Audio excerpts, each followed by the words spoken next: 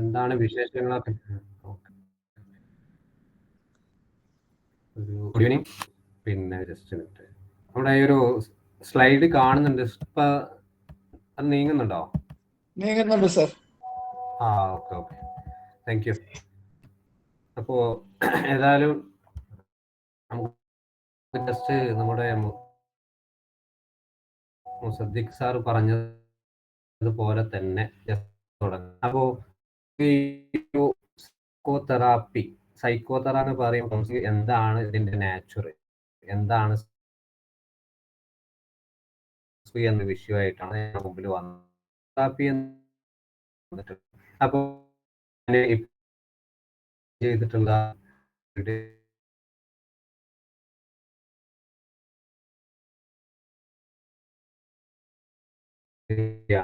ഈ ഒരു മെസ്സാണ് നിങ്ങൾ കൊണ്ടുവന്നത് എന്ന് വിചാരിക്കുന്നു.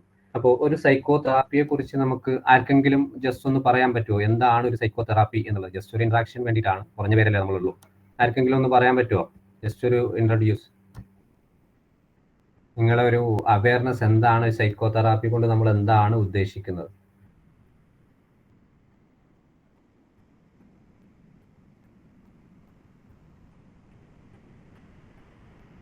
കേൾക്കുന്നുണ്ടോ? അല്ലെ നമുക്ക് ജസ്റ്റ് തുടങ്ങാം അല്ലേ? പതിയെ പതിയെ നമുക്ക് അതിലേക്ക് സംസാരിക്കാം. ഓക്കെ.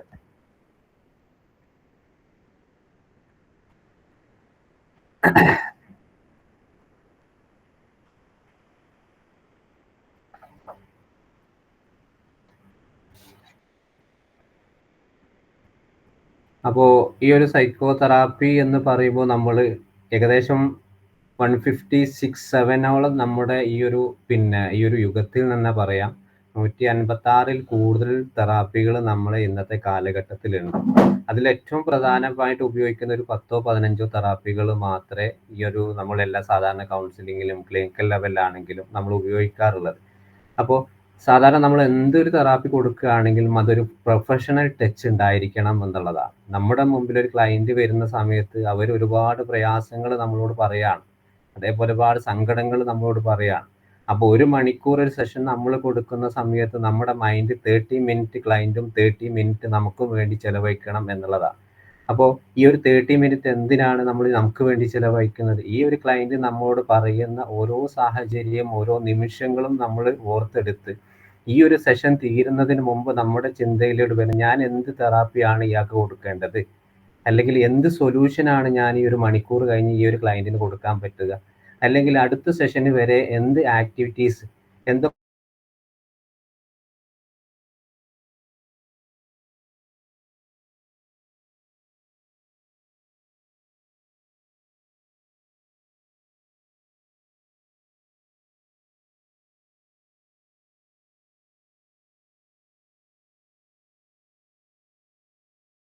നമുക്കറിയാം. ഒരു ലേഡീസ് ആണ്. അപ്പോൾ ആ ഒരു മെൻസസ് സിൻഡ്രോമായിട്ട് ചില പ്രയാസങ്ങൾ അവർക്കുണ്ടായി. സാധാരണയായിട്ട് ലേഡീസിന് ഉണ്ടാവുന്ന മെനോപോസിന്റെ അവസാന ഘട്ടത്തിൽ. അപ്പോൾ പലർക്കും എന്താണ്, എല്ലാ മാസവും കുറഞ്ഞ ബ്ലീഡിങ് ആയിരിക്കും, ചിലർക്ക് കൂടുതലായിട്ട് ബ്ലീഡിങ് ഉണ്ടാവും. അപ്പോൾ ഫൈനലി സ്റ്റേജിലെത്തുന്ന സമയത്ത് ഇവർക്ക് എന്താണ്, പെട്ടെന്ന് ഒരുപാട് ബ്ലീഡിങ് ഒക്കെ ഒരു സമയത്ത് വന്നു. ഇത് കണ്ടപ്പോൾ തന്നെ അവർ വല്ലാതെ അങ്ങ് തകർന്നു, എനിക്ക് എന്തൊക്കെയോ സംഭവിക്കാൻ പോവുകയാണ് എന്നുള്ളത്. അപ്പോൾ അതിനുശേഷം അവരുടെ ചിന്തകളിൽ എന്തൊക്കെയാണ് വന്നിട്ടുള്ളത്? കാരണം ഇവരെ ബാക്ക്ഗ്രൗണ്ട് അന്വേഷിച്ച സമയത്ത് ഒരുപാട് കഷ്ടപ്പാടും ജീവിതത്തിൽ ഒരുപാട് ബുദ്ധിമുട്ടുകൾ അനുഭവിച്ചിട്ടുള്ള ഒരാളാണ്. 4 പെൺമക്കളാണ്, ഒരു ആൺകുട്ടിയാണ്. ഈ ഒരു 4 മക്കളെ തന്നെ അവർ കഷ്ടപ്പെട്ടിട്ട് ഒരുപാട് ബുദ്ധിമുട്ടിച്ചൊക്കെ പഠിപ്പിച്ചതും കല്യാണം കഴിപ്പിച്ചതൊക്കെ. ഇപ്പൊ ഒക്കെ ഹാപ്പി, വളരെയധികം പ്രശ്നങ്ങളൊക്കെ ഉണ്ടായിട്ട് കുറെ കൊല്ലങ്ങൾക്ക് തന്നെ ഒഴിവാക്കി. അതിനുശേഷം ഈ കുട്ടികളെ വളർത്തിയതൊക്കെ ഇവര് തന്നെയായിരുന്നു. പക്ഷെ ഈ ഒരു സിറ്റുവേഷൻ വന്ന സമയത്ത് എന്താണ്, അവരെ മനസ്സിൽ വന്ന ആദ്യത്തെ ചിന്ത എന്താണ്, എനിക്ക് എന്തൊക്കെയോ സംഭവിക്കാൻ പോവുകയാണ്, അല്ലെങ്കിൽ എന്താണ്, പഴയതുപോലെ ഞാൻ പണ്ടേ ഒരുപാട് കഷ്ടപ്പെട്ടിട്ടുള്ള ഒരാളാണ്, എൻ്റെ കഷ്ടപ്പാടുകളും ഒരിക്കലും തീരില്ല എന്നുള്ള ഒരു ചിന്താഗതി നമ്മൾ കണ്ടെത്തണമെങ്കിൽ ഏത് തെറാപ്പി നമ്മൾ ഈ ഒരു ചിന്തകൾ അവരെ മനസ്സിൽ വെച്ചപ്പോൾ അവർ ഓപ്പൺ ആയിട്ട് കാര്യം മക്കളോട് പറഞ്ഞിട്ടില്ല, ഈ ഒരു പ്രശ്നങ്ങളാണ് എനിക്കുള്ളത്, ഈ ചിന്തകളാണ് എൻ്റെ മനസ്സിൽ വന്നിട്ടുള്ളത്. അപ്പോൾ നമുക്ക് ഈ ഒരു പ്രശ്നങ്ങൾ മനസ്സിലാക്കാൻ ഏത് തെറാപ്പി നിങ്ങൾ ഉപയോഗിക്കും, അതാണ് ഇയാളെ പ്രശ്നമെന്ന് നമുക്ക് CBT ഡയറക്റ്റ് ആയിട്ട് തെറാപ്പി അവരുടെ ചിന്തകൾ എവിടെ നിന്നാണ് വരുന്നത്, ആ സിറ്റുവേഷൻ പ്രശ്നമുണ്ട്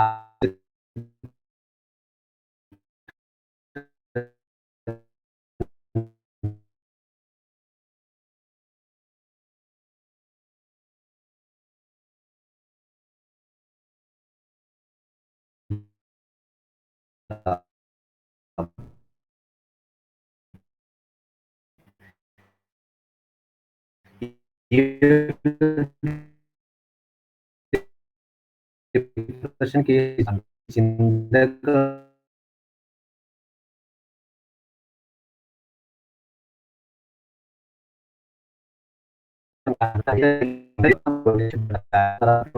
എന്ന് പറയുന്നത് നമുക്ക് എന്താണ് അവിടെ ഒന്നും ചെയ്യാൻ പറ്റില്ല. കാരണം എന്താണ്, നമുക്ക് നല്ല കോൺഫിഡൻസ് ആയിരിക്കും ഒക്കെ.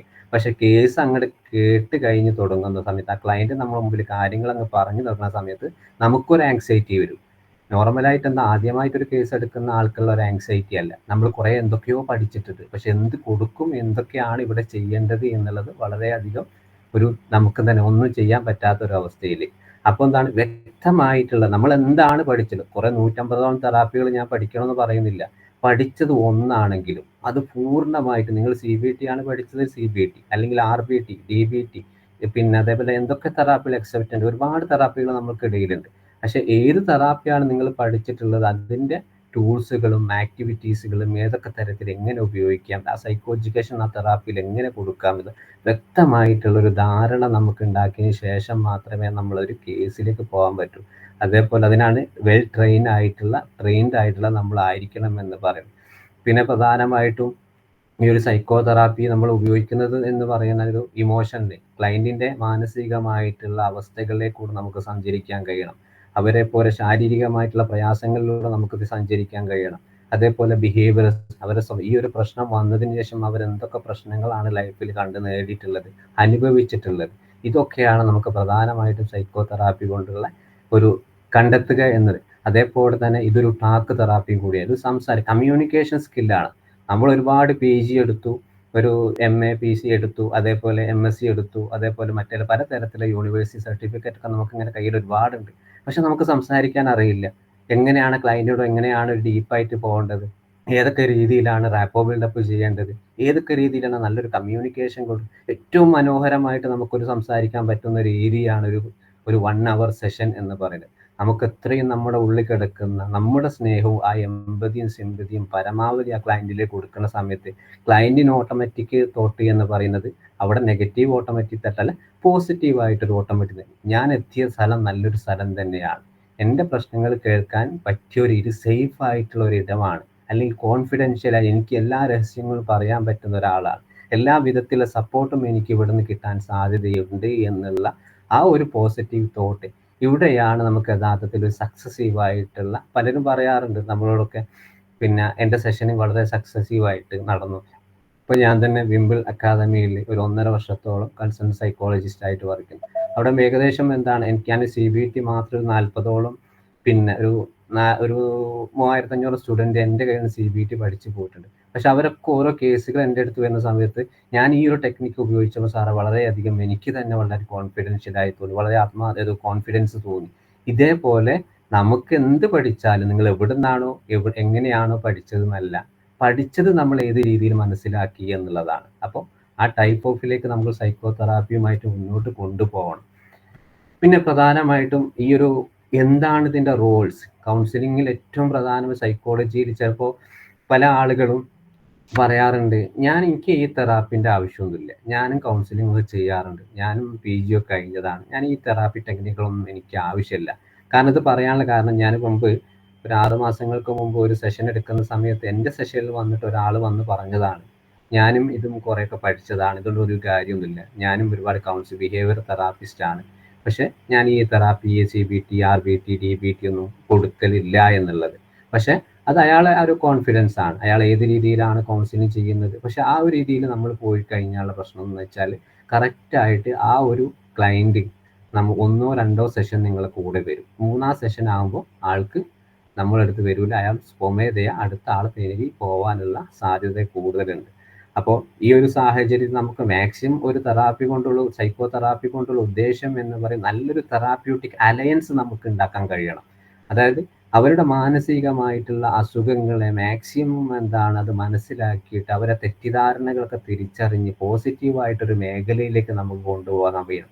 അതിന് സൈക്കോ തെറാപ്പിയിൽ ഏറ്റവും ആദ്യത്തെ ഒരു ഘടകമാണ് ഈ സൈക്കോ എഡ്യൂക്കേഷൻ കൊടുക്കുക എന്നുള്ളത്. അവർക്ക് എന്ത് മെന്റൽ ഇൽനെസ് ആണ് അവരുടെ കൂടെയുള്ളത്, ആ മെന്റൽ ഇൽനെസ്സിനെ കുറിച്ച് വ്യക്തമായിട്ടൊരു ധാരണ നമുക്കുണ്ടായതിനു ശേഷം DSM-5, ICD-10, 11 പോലെയുള്ള സയന്റിഫിക് ആയിട്ടുള്ള ടൂൾസുകൾ ഉപയോഗിച്ച് അതിൽ നിന്ന് എന്തൊക്കെ സിംറ്റംസ് ആണ് നമുക്ക് ഇവരിൽ നിന്ന് മനസ്സിലാക്കിയിട്ടുള്ളത്, അതേപോലെ നമുക്ക് അവിടെ നിന്ന് എന്താണ് കിട്ടിയത്, എല്ലാം കൂടിച്ചേർന്ന് മനസ്സിലാക്കി അത് ക്ലയന്റിന് പറഞ്ഞ് മനസ്സിലാക്കുന്ന സമയത്ത് അവർക്ക് തോന്നും എൻ്റെ പ്രശ്നങ്ങൾ ഇതൊക്കെ തന്നെയാണ്, ഞാൻ മനസ്സിലാക്കിയുള്ള ചില തെറ്റിദ്ധാരണകൾ കൊണ്ടാണ് എനിക്ക് ഇതൊക്കെ സംഭവിച്ചിട്ടുള്ളത്, അല്ലെങ്കിൽ ആ സാഹചര്യത്തിൽ ഞാൻ ആ ഒരു ഫാമിലി ലൈഫിൽ എൻ്റെ കുടുംബ ജീവിതത്തിൽ ഞാൻ അയാളോട് അങ്ങനെ പറയാൻ പാടില്ലായിരുന്നു, ഞാൻ ഒന്നും കൂടി സൂക്ഷ്മത കാണിച്ചിട്ടുണ്ട് എൻ്റെ ലൈഫിൽ ഇതൊന്നും സംഭവിക്കില്ലായിരുന്നു. ഇതൊക്കെ നമുക്ക് എന്താണ് സൈക്കോ എഡ്യൂക്കേഷനിൽ കൂടെ മാത്രമേ അവർക്ക് പറഞ്ഞ് മനസ്സിലാക്കാൻ കഴിയും. പക്ഷെ നല്ല രീതിയിൽ സൈക്കോ എഡ്യൂക്കേഷൻ കൊടുത്തു കഴിഞ്ഞാൽ തന്നെ ഒരൊറ്റ സെഷന് മതി പല കേസുകളും നമുക്ക് കംപ്ലീറ്റ് ആക്കാൻ പറ്റും. ഇതേപോലെയാണ് കൗൺസിലിംഗ് നമ്മൾ ഉപയോഗിക്കുമ്പോൾ സൈക്കോ തെറാപ്പിയിൽ ഓരോ ടൂൾസുകളും വളരെ വ്യത്യസ്തമായിട്ട് പ്രാക്ടിക്കലായിട്ട് നമുക്ക് ഉപയോഗിക്കാൻ കഴിയണം. പിന്നെ ചില കാര്യങ്ങൾ ഞാനിപ്പോൾ UAE-യിലാണെന്ന് പറഞ്ഞല്ലോ. ഇപ്പോൾ നമ്മുടെ ഒരു സൈക്കോ തെറാപ്പി ഇവിടുത്തെ ഒരു ABA ട്രെയിനിങ്ങുമായിട്ട് ബന്ധപ്പെട്ട് ഞാൻ പോയ സമയത്ത് എനിക്കുണ്ടായിരുന്ന ഒരു അനുഭവം. കാരണം അവിടെ ഒരു ക്ലയൻറ്റ് വന്നിട്ടുണ്ട്, അവിടെ ഒരു മലയാളി തന്നെയാണ് അറ്റൻഡ് ചെയ്യുന്നത്. പക്ഷേ പുള്ളിക്കാരെന്താണ് ചെയ്യുന്നത്, ആ ക്ലയൻറ്റിനെ ഒരുപാട് ടൂൾസുകൾ കൊടുത്ത് പഠിപ്പിക്കുകയാണ് ഓരോന്നായിട്ട്. എന്തിനാണ് ഇത്രയും ടൂൾസുകൾ? കാരണം ഒരിക്കലും ഒരു ക്ലയൻറ്റ് നമുക്ക് എഡ്യൂക്കേറ്റഡ് തെറാപ്പി തന്നെയാണ് സൈക്കോ തെറാപ്പികൾ. പക്ഷെ അതിൽ കൂടുതൽ ഈ ഒരു തെറാപ്പി നമ്മളെ കയ്യിൽ ഒരുപാട് ടൂൾസുകൾ അട്ടിയാക്കി വെച്ചിട്ടുണ്ടാവും. വർക്ക് ഷീറ്റുകൾ ഉണ്ടാവും, ആക്ടിവിറ്റീസുകൾ ഇതൊക്കെ ഉണ്ടാവും. ഇതൊന്നും ക്ലയൻറ്റിന് ആവശ്യമില്ല. നമുക്ക് ആ ക്ലയൻറ്റിൻ്റെ പൂർണ്ണമായിട്ടും അവരുടെ പ്രയാസങ്ങളെ മനസ്സിലാക്കി സാഹചര്യങ്ങൾ, ഈ ഒരു ക്ലയൻറ്റിന് ഈ ഒരു ആക്ടിവിറ്റീസ് വേണം, അല്ല ഈ ഒരു ടൂൾസ് വേണം, അത് വേണം നിർബന്ധമാണെങ്കിൽ മാത്രം കൊടുക്കുക. അല്ലാതെ വന്ന പാടന്നെ നമ്മളെ കയ്യിലുള്ള എല്ലാ ടൂൾസും അവരെ പറഞ്ഞു കൊടുത്തിട്ട് അവരുടെ പ്രയാസങ്ങൾ മാറ്റുക. ഒരു സ്കൂളിൽ ഒരു കുട്ടി വന്നതുപോലെ ടീച്ചർ പഠിപ്പിക്കുന്നത് പോലെ ആവരുത് ഒരിക്കലും കൗൺസിലിംഗ് സെഷനുകളിൽ സൈക്കോ തെറാപ്പി ഉണ്ടാവേണ്ടത്. അപ്പോൾ അതുകൂടി ഇതിൻ്റെ കൂടെ വളരെയധികം സൂക്ഷ്മതയോട് കൂടി ശ്രദ്ധിക്കേണ്ടതാണ്. പിന്നെ 3 കാര്യങ്ങളാണ് നമ്മളൊരു കാര്യം ശ്രദ്ധിക്കേണ്ടത്. ഒന്ന്, ചേഞ്ചസ് ആണ്. ക്ലയൻറ്റിന് എന്ത് തരത്തിലുള്ള മാറ്റങ്ങളാണ് ആഗ്രഹിക്കുന്നത് നമ്മൾ വ്യക്തമായിട്ടുള്ള ഒരു ധാരണ നമുക്കുണ്ടായിരിക്കണം. അതേപോലെ ഹീലിംഗ് ആണ്. ഹീലിംഗ് ഒക്കെയർ എന്ന് പറയുമ്പോൾ അവർക്ക് സുഖവും ഏത് തരത്തിലാണ് മനഃശാന്തി ലഭിക്കേണ്ടത്, ഏതൊക്കെ തരത്തിലാണ് ക്ലയൻറ്റിനോട് നമുക്ക് തന്നെ ചോദിക്കാം. ഇപ്പോൾ നമുക്ക് CBT ആണ് നിങ്ങൾ കൊടുക്കുക, നിങ്ങൾക്ക് ഈ ജീവിതത്തിൽ അല്ലെങ്കിൽ ഈ ഒരു പ്രയാസങ്ങൾ ഞാൻ പൂർണ്ണമായും മനസ്സിലാക്കി, പക്ഷെ നിങ്ങൾക്ക് ഏത് തരത്തിലുള്ള മാറ്റങ്ങളൊക്കെയാണ് നിങ്ങൾക്ക് വേണ്ടത്, ഈ ഒരു മാറ്റം ഞാൻ പറഞ്ഞു തരുന്ന മാറ്റങ്ങൾ കൂടാതെ ഇതിൽ ഏതെങ്കിലും നമുക്കായിട്ട് ആഡ് ചെയ്യണോ എന്നൊക്കെ ക്ലയൻറ്റിനോട് നമുക്ക് ഡയറക്റ്റായിട്ട് ചോദിക്കുന്ന സമയത്ത് അവർക്ക് തന്നെ ഒരു ആത്മവിശ്വാസം തോന്നും. അവർ പറയും, സാറേ ഇങ്ങനെയൊക്കെ ചെയ്താൽ എനിക്ക് ഇങ്ങനെയൊക്കെയാണ് മാറ്റങ്ങൾ വേണ്ടത്, എനിക്ക് ഇന്ന ആളുകളോട് കൂടെയാണ് സംസാരിക്കേണ്ടത്, എനിക്ക് ഇന്ന വേയിലാണ് പഠിക്കാൻ പോകേണ്ടത്, എനിക്ക് ഇന്ന ആളുകൾ കൂടെയാണ് ജോലിക്ക് പോകേണ്ടത്, ഫാമിലി എന്നോട് ഇങ്ങനെയൊക്കെ കുറച്ച് സംസാരിച്ചാൽ നന്നായിരുന്നു. ഇങ്ങനെയൊക്കെയുള്ള രീതിയിൽ നമുക്കൊരു ഹീലിംഗ് ഒക്കെയോർ അവർക്ക് കൊടുത്തിട്ടുണ്ടെങ്കിൽ വളരെയധികം നമുക്ക് ഈ ഒരു സെഷൻ മനോഹരമാക്കി എടുക്കാം. അതിൻ്റെ കൂടെ തന്നെ ഫ്രെയിം വർക്ക്, ചേഞ്ചസ് ഉണ്ടാവണം, ഹീലിംഗ് ഒക്കെയാണ് ഒരു ഫ്രെയിം വർക്ക്. നമ്മൾ എന്ത് തെറാപ്പിയാണ് കൊടുക്കുന്നത് എന്നുള്ളൊരു വ്യക്തമായിട്ടുള്ള ധാരണ. ഒരുപാട് തെറാപ്പി നേരത്തെ പറഞ്ഞതുപോലെ ഒരുപാട് തെറാപ്പികൾ നമ്മൾ പഠിച്ചിട്ടുണ്ട്. പക്ഷെ പഠിച്ചത് എല്ലാത്തിനും കൊടുക്കണം എന്നുള്ളതല്ല. പക്ഷെ ഒന്ന് നമ്മൾ പൂർണ്ണ CBT ആണ്, CBT, DBT ആണ്. ഇപ്പോഴത്തെ കാലത്ത് പല ക്ലയൻറ്റുകളും നമ്മോട് തന്നെ ചോദിച്ചു, സാറേ എനിക്ക് DBT മതി, DBT ചെയ്യുന്ന ആളുകൾ കൂടുതലുണ്ടാവും.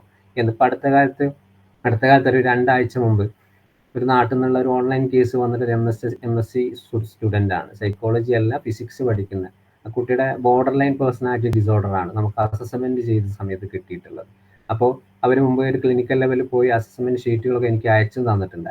പക്ഷെ അവർ പറഞ്ഞ് ഡോക്ടർ അവിടെ കൺസൾട്ട് സൈക്കോ തെറാപ്പിയിൽ ഇംപ്രഷൻ ചെയ്ത് കൊടുത്തിട്ടുള്ളത് എന്താണ്, ഈ ഒരു ക്ലയൻറ്റിന് DBT വേണം എന്നുള്ളത്. അപ്പോൾ ആ DBT വേണം എന്നുള്ളത് കൊണ്ട് തന്നെ ഇപ്പോൾ അതിൻ്റെ ഒരു 3 മാസത്തോളം അതിൻ്റെ DBT സെഷൻ നടന്നുകൊണ്ട് നല്ല മാറ്റങ്ങളുണ്ട്. ഇതേപോലെ ക്ലയൻറ്റ് തന്നെ നമ്മളോട് ചോദിച്ചു വരും, എനിക്ക് ഇന്ന തെറാപ്പി വേണം. കാരണം ഇന്നത്തെ കാലത്ത് സോഷ്യൽ മീഡിയ വളർന്നു, ChatGPT-കളുണ്ട്, എന്ത് അസുഖം പഠിച്ചാലും അതിൻ്റെ പൂർണ്ണമായിട്ട് ഡീറ്റെയിൽസ് അതിൽ വരും. അപ്പോൾ നമ്മുടെ മുമ്പിൽ വരുന്ന ക്ലയൻറ്റുകൾ നമുക്ക് ഒരിക്കലും അതിനെപ്പറ്റി ധാരണ ഉണ്ടാവില്ല എന്നുള്ള തെറ്റിദ്ധാരണ നമുക്ക് ഉണ്ടാവാൻ പാടില്ല. അവർക്ക് ക്ലയൻറ്റിന് പൂർണ്ണമായിട്ടും അതിനെപ്പറ്റി അറിയും, അവർക്കുള്ള സാഹചര്യങ്ങൾ ഇന്നത്തെ കാലത്തുണ്ട്. അപ്പോൾ ഇതാണ് കൗൺസിലിംഗ് സൈക്കോളജിയിൽ നമുക്ക് ശ്രദ്ധിക്കേണ്ട കാര്യങ്ങൾ. പിന്നെ ഇതേപോലെ തന്നെ നമുക്ക് ഈ സൈക്കോ തെറാപ്പികൾ കൊണ്ട് എന്തൊക്കെയാണ് നമ്മൾ ഫോക്കസ് ചെയ്യേണ്ടത്, നമ്മൾ ഇതുവരെ പറഞ്ഞിട്ടുള്ള കാര്യങ്ങളൊക്കെ തന്നെയാണ്, എങ്കിൽ പോലും പ്രധാനമായിട്ടും ഇമോഷണൽ വെൽബീയിങ് ആണ്. ഇമോഷൻ വെൽബിങ് എന്ന് പറയും പ്രസന്റ് മൊമെന്റ് നമ്മൾ നോക്കുക എന്നുള്ളതാണ്. Present moment means mental status examination. നമ്മുടെ മുമ്പിൽ ക്ലയന്റ് ഇരിക്കുന്ന സമയത്ത് അയാളുടെ മാനസിക അവസ്ഥ ഏത് മേഖലയിലൂടെയാണ് കടന്നു പോകുന്നത്. അത് അയാൾ ദുഃഖത്തിലൂടെയാണോ, അല്ലെങ്കിൽ ഒരു ദേഷ്യത്തിലൂടെയാണോ, അല്ലെങ്കിൽ മറ്റു തരത്തിലുള്ള ഫിയർ, ഫോബിയ, അങ്ങനെ ആങ്സൈറ്റി, ഇങ്ങനെ പലതരത്തിലുള്ള ഒരു കാര്യങ്ങളുണ്ടാവും. അപ്പൊ ആദ്യമായിട്ട് വരുന്ന ഒരു ക്ലയന്റ് ഒക്കെ ആണെങ്കിൽ അവർക്ക് ചിലപ്പോൾ നമ്മളോട് ഏത് രീതിയിൽ തുടങ്ങണം, എങ്ങനെ ആരംഭിക്കണം എന്നുള്ള പ്രശ്നങ്ങൾ ഉണ്ടാവും. ചില ഒരു അഡോളസൻസ് കേസുകളൊക്കെ ആകുമ്പോൾ നമ്മളോട് തീരെ ഒരു കോപ്പറേറ്റീവ് ചെയ്യാത്ത ടീമായി. പാരന്റ് എന്തൊക്കെയോ നമ്മളോട് പറയുന്നില്ല, കുട്ടിയോട് ചോദിച്ചാൽ ഒന്നും പറയാൻ പറ്റാത്ത ഒരു സാഹചര്യത്തിൽ ഇങ്ങനൊരു കേസ് വന്നു കഴിഞ്ഞാൽ നിങ്ങൾ എന്തായിരിക്കും ചെയ്യുക? ആർക്കെങ്കിലും ഒന്ന് എന്തെങ്കിലും പറയാൻ പറ്റുമോ? അതായത് നിങ്ങളെ മുമ്പിൽ ഒരു ക്ലയന്റ് വന്നു കഴിഞ്ഞ് വിചാരിക്കുക, ഒരു അഡോള് 15-16 വയസ്സുള്ള പെൺകുട്ടിനെ പറ്റി ഒരുപാട് പരാതികൾ പറയും. കുട്ടി പറഞ്ഞാൽ കേൾക്കുന്നില്ല, പഠിക്കുന്നില്ല, അവർക്ക് മറ്റ് റിലേഷൻഷിപ്പുകളുണ്ട്, ഫുൾ സോഷ്യൽ മീഡിയയിലാണ്. പിന്നെ നമ്മൾ കുട്ടിയോട് ചോദിക്കുന്ന സമയത്ത് കുട്ടി ഇങ്ങനെ തല താഴ്ത്തിയിരിക്കുകയാണ്, ഒന്നും പ്രതികരിക്കുന്നില്ല. കുട്ടിക്ക് മാനസികമായിട്ട് ഫുള്ള് സാഡാണ്. ചില സമയത്ത് ആങ്കറും വരുന്നുണ്ട്, നമ്മൾ നടുക്ക് ദേഷ്യത്തോട് നോക്കുന്നു. ഇങ്ങനെ ഒരു സാഹചര്യം വരുമ്പോൾ നമുക്ക് എങ്ങനെയാണ് ഇതിനെ ഹാൻഡിൽ ചെയ്യുക? ആർക്കെങ്കിലും ഒന്ന് പറയാൻ പറ്റുമോ? ജസ്റ്റ് ഗസ് ചെയ്യാം. വാലിഡേറ്റ് ചെയ്യണം ആ കുട്ടീനെ ആദ്യം. നമ്മൾക്ക് അവളുടെ സ്റ്റാൻഡ് മനസ്സിലാവുന്നുണ്ട് എന്നുള്ളത് പറഞ്ഞ് മനസ്സിലാക്കണം ആദ്യം. യെസ്, വാലിഡേറ്റ് ചെയ്യാം. കുട്ടി ആദ്യം അടുക്കുകയിലും കുട്ടിയായിട്ടൊരു റാപ്പോ ബിൽഡ് ചെയ്യാൻ ശ്രമിക്കുക. യെസ്, അതെങ്ങനെയാ റാപ്പോ ബിൽഡപ്പ് ചെയ്യുക? നമ്മള്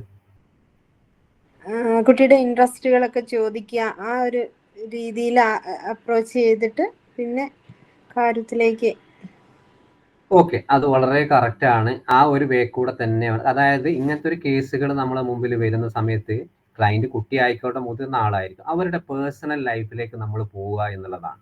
പേഴ്സണൽ ലൈഫ് എന്ന് പറയുന്നത് അവരെ ഇപ്പോഴത്തെ ജോലി, അല്ലെങ്കിൽ ഫ്രണ്ട് സർക്കിൾ, സ്കൂളുകൾ, കോളേജുകൾ, അതേപോലെ അവരെ ഇഷ്ടാനിഷ്ടങ്ങൾ, അനിഷ്ടങ്ങൾ, ഇതൊക്കെ നമ്മൾ സാധാരണ ഒരു സുഹൃത്തുക്കൾ സംസാരിക്കുന്നതും ഇപ്പൊ നിലവിൽ അവരോട് നമ്മളോട് പറഞ്ഞിട്ടുള്ള പ്രസന്റ് പ്രോബ്ലത്തെ കുറിച്ച് ഒന്നും നമ്മൾ ചോദിക്കാതെ അവരുടെ പേഴ്സണൽ ലൈഫിലേക്ക്, കുടുംബത്തെക്കുറിച്ച് ചോദിക്കുക, ഫ്രണ്ട് സർക്കിളിനെ കുറിച്ച് ചോദിക്കുക, ഡെയിലി ഫങ്ഷൻസിനെ കുറിച്ച് ചോദിക്കുക. അതെല്ലാം ഒരു ഏകദേശം 1 മണിക്കൂർ 2 മണിക്കൂർ 2 സെഷൻ അങ്ങനെ വേണ്ടി വരും ആളൊന്ന് റെഡി ആവണമെങ്കിൽ.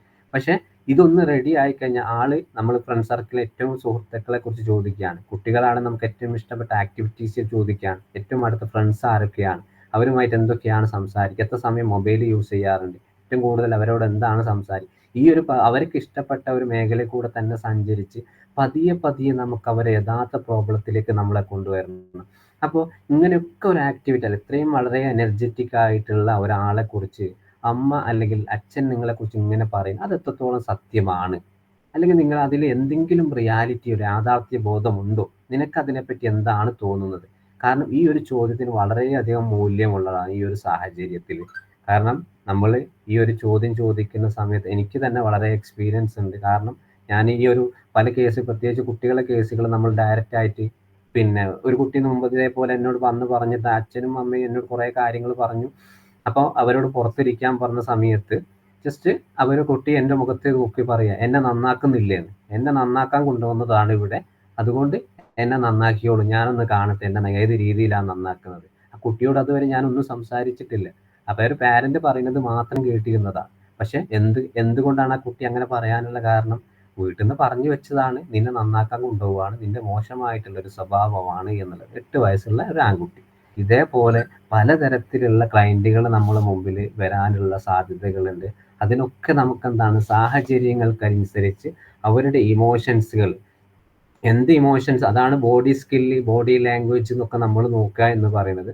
അവരുടെ ബോഡിയിൽ നിലവിൽ ഏത് ലാംഗ്വേജിൽ കൂടെയാണ് നമ്മുടെ കാഴ്ചപ്പാട് നമുക്ക് തോന്നുന്നത്. ആളിപ്പോൾ വളരെ ഓക്കെയാണ്, ഇനിയിപ്പോൾ വളരെ സന്തോഷത്തോടു കൂടി വന്ന ക്ലയന്റ് ആണ്, ആൾക്കൊരു ഹീലിംഗ് പ്രശ്നമാണ്, അതായത് എന്തെങ്കിലും ട്രോമയാണ് ആ കുട്ടിക്ക് ഉള്ളത് എന്ന് വിചാരിക്കുക. അപ്പോൾ വളരെ മെന്റൽ സ്റ്റാറ്റസ് വന്ന സമയത്ത് ഹാപ്പിനെസ് ആണ്, സന്തോഷം ഉണ്ട്, ഒക്കെ തോന്നി. പക്ഷെ നമ്മൾ ഈ ഒരു ട്രോമയെ കുറിച്ച് സംസാരിച്ച് തുടങ്ങിയ സമയത്ത് ആൾക്ക് വല്ലാത്ത പ്രശ്നങ്ങളായി, വല്ലാത്ത സങ്കടങ്ങളായി, പിന്നെ പറയാൻ കരച്ചിലായി. ആ സമയത്ത് നമുക്ക് കണ്ടിന്യൂ ചെയ്യാൻ പറ്റില്ല. കാരണം ഒരിക്കലും അത് ചെയ്യാം, കുട്ടിയുടെ മെന്റലായിട്ടുള്ള ആ ഒരു ഇമോഷണൽ വെൽബീങ് മാറുക എന്ന് നമ്മുടെ മുമ്പിൽ കണ്ടു കഴിഞ്ഞാൽ ഒരിക്കലും ഇന്നർ ഹീൽ ചെയ്യാൻ പാടില്ല. ആ ട്രോമ അവിടെ സ്റ്റോപ്പ് ചെയ്യുക. പിന്നെ കുറഞ്ഞ സമയത്ത് കുട്ടിക്ക് റിലാക്സേഷനുമായി കുട്ടി പഴയത് വന്നതുപോലെ ഒരു ഹാപ്പിനെസ് മൊമെന്റിലായി വന്നതിന് ശേഷം മാത്രമേ ഈ പറഞ്ഞിട്ടുള്ള നമ്മുടെ ഈ ആ ഹീലിംഗ് വീണ്ടും സ്റ്റാർട്ട് ചെയ്യാൻ ആ ട്രോമ ബേസ്ഡ് ആയിട്ടുള്ള കാര്യം. അത് TFSCBT എന്ന് പറഞ്ഞിട്ടുള്ള CBT ട്രോമ ബേസ്ഡ് ആയിട്ടുള്ള ഒരു തെറാപ്പി തന്നെയുണ്ട്. വളരെ റെലവൻ്റ് ആയിട്ടുള്ള വളരെ ഒരുപാട് ടൂൾസുകളുള്ള കുട്ടികൾക്കിടയിൽ സിമ്പിൾ ആയിട്ട് ഉപയോഗിക്കാൻ പറ്റുന്ന ഒരു തെറാപ്പിയാണ് TFCBT എന്ന് പറയുന്നത്. അപ്പോൾ ഇതേപോലെയാണ് ഇമോഷണൽ വെൽബീയിങ് മനസ്സിലാക്കുക. അതേപോലെ മറ്റൊരു കാര്യമാണ് ബിഹേവിയർ വെൽബീയിങ് എന്ന് പറയും.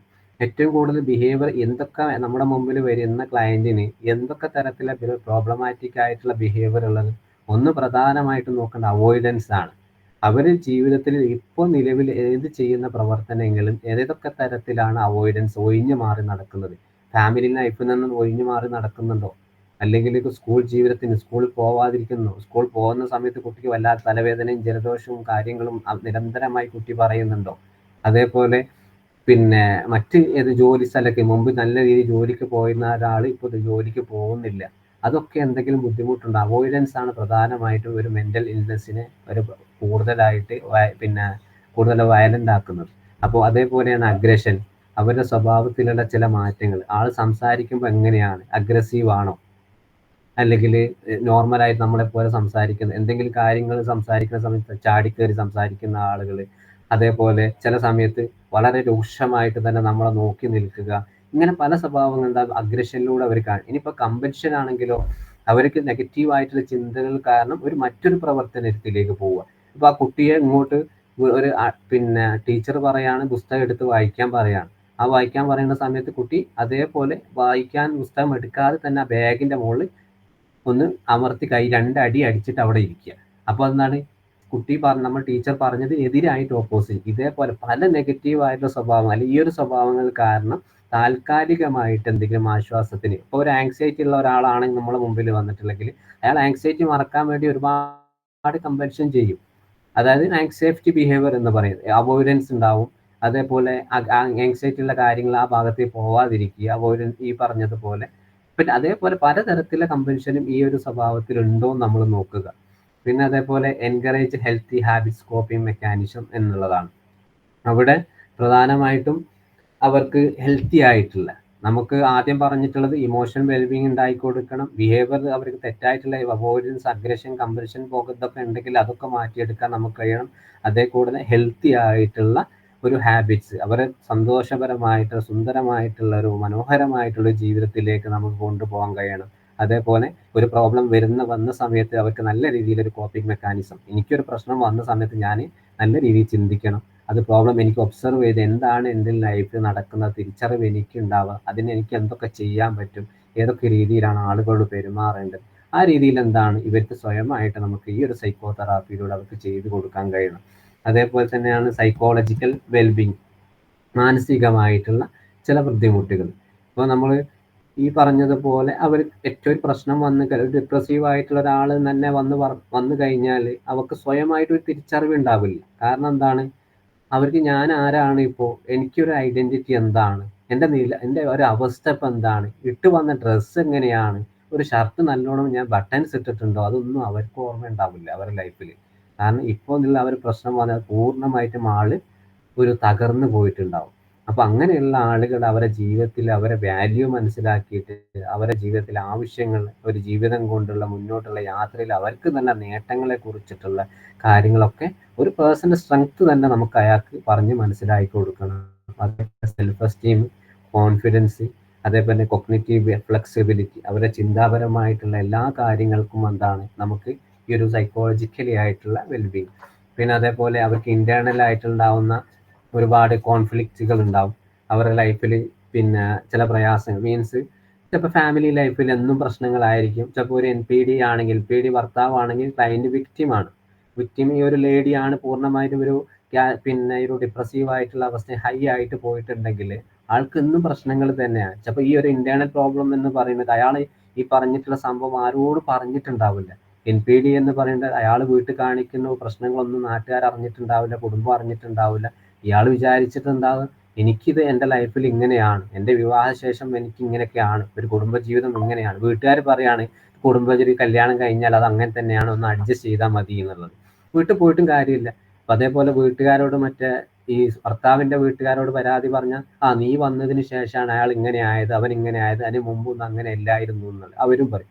അപ്പൊ ആളിവിടെ ഒറ്റപ്പെട്ടു പോകാനുള്ള സാധ്യത, ആരോട് പറയാൻ പറ്റാത്ത, ഇങ്ങനെ പലതരത്തിലുള്ള കോൺഫ്ലിക്റ്റുകൾ, അവർക്ക് പറയാൻ പറ്റാത്ത പ്രയാസങ്ങൾ ഇതുണ്ടാവും. അതേപോലെ മുമ്പ് കഴിഞ്ഞിട്ടുള്ള ഏതെങ്കിലും തരത്തിലുള്ള ട്രോമകൾ, പാസ്റ്റ് ട്രോമ എന്ന് പറയുന്നത് കുട്ടിക്കാലത്ത് എന്തെങ്കിലും അബ്യൂസ് നടന്നിട്ടുണ്ടെങ്കിൽ 40-ാം വയസ്സിൽ വരെ അത് എഫക്റ്റീവ് ആവാൻ സാധ്യതയുണ്ട്.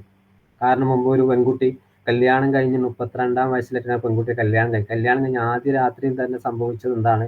വീട്ടിൽ നിന്ന് ഇറങ്ങി ഓടി എന്നുള്ളതാണ്. രാത്രി 10-11 മണി, ആദ്യ ഫസ്റ്റ് നൈറ്റ് തന്നെ.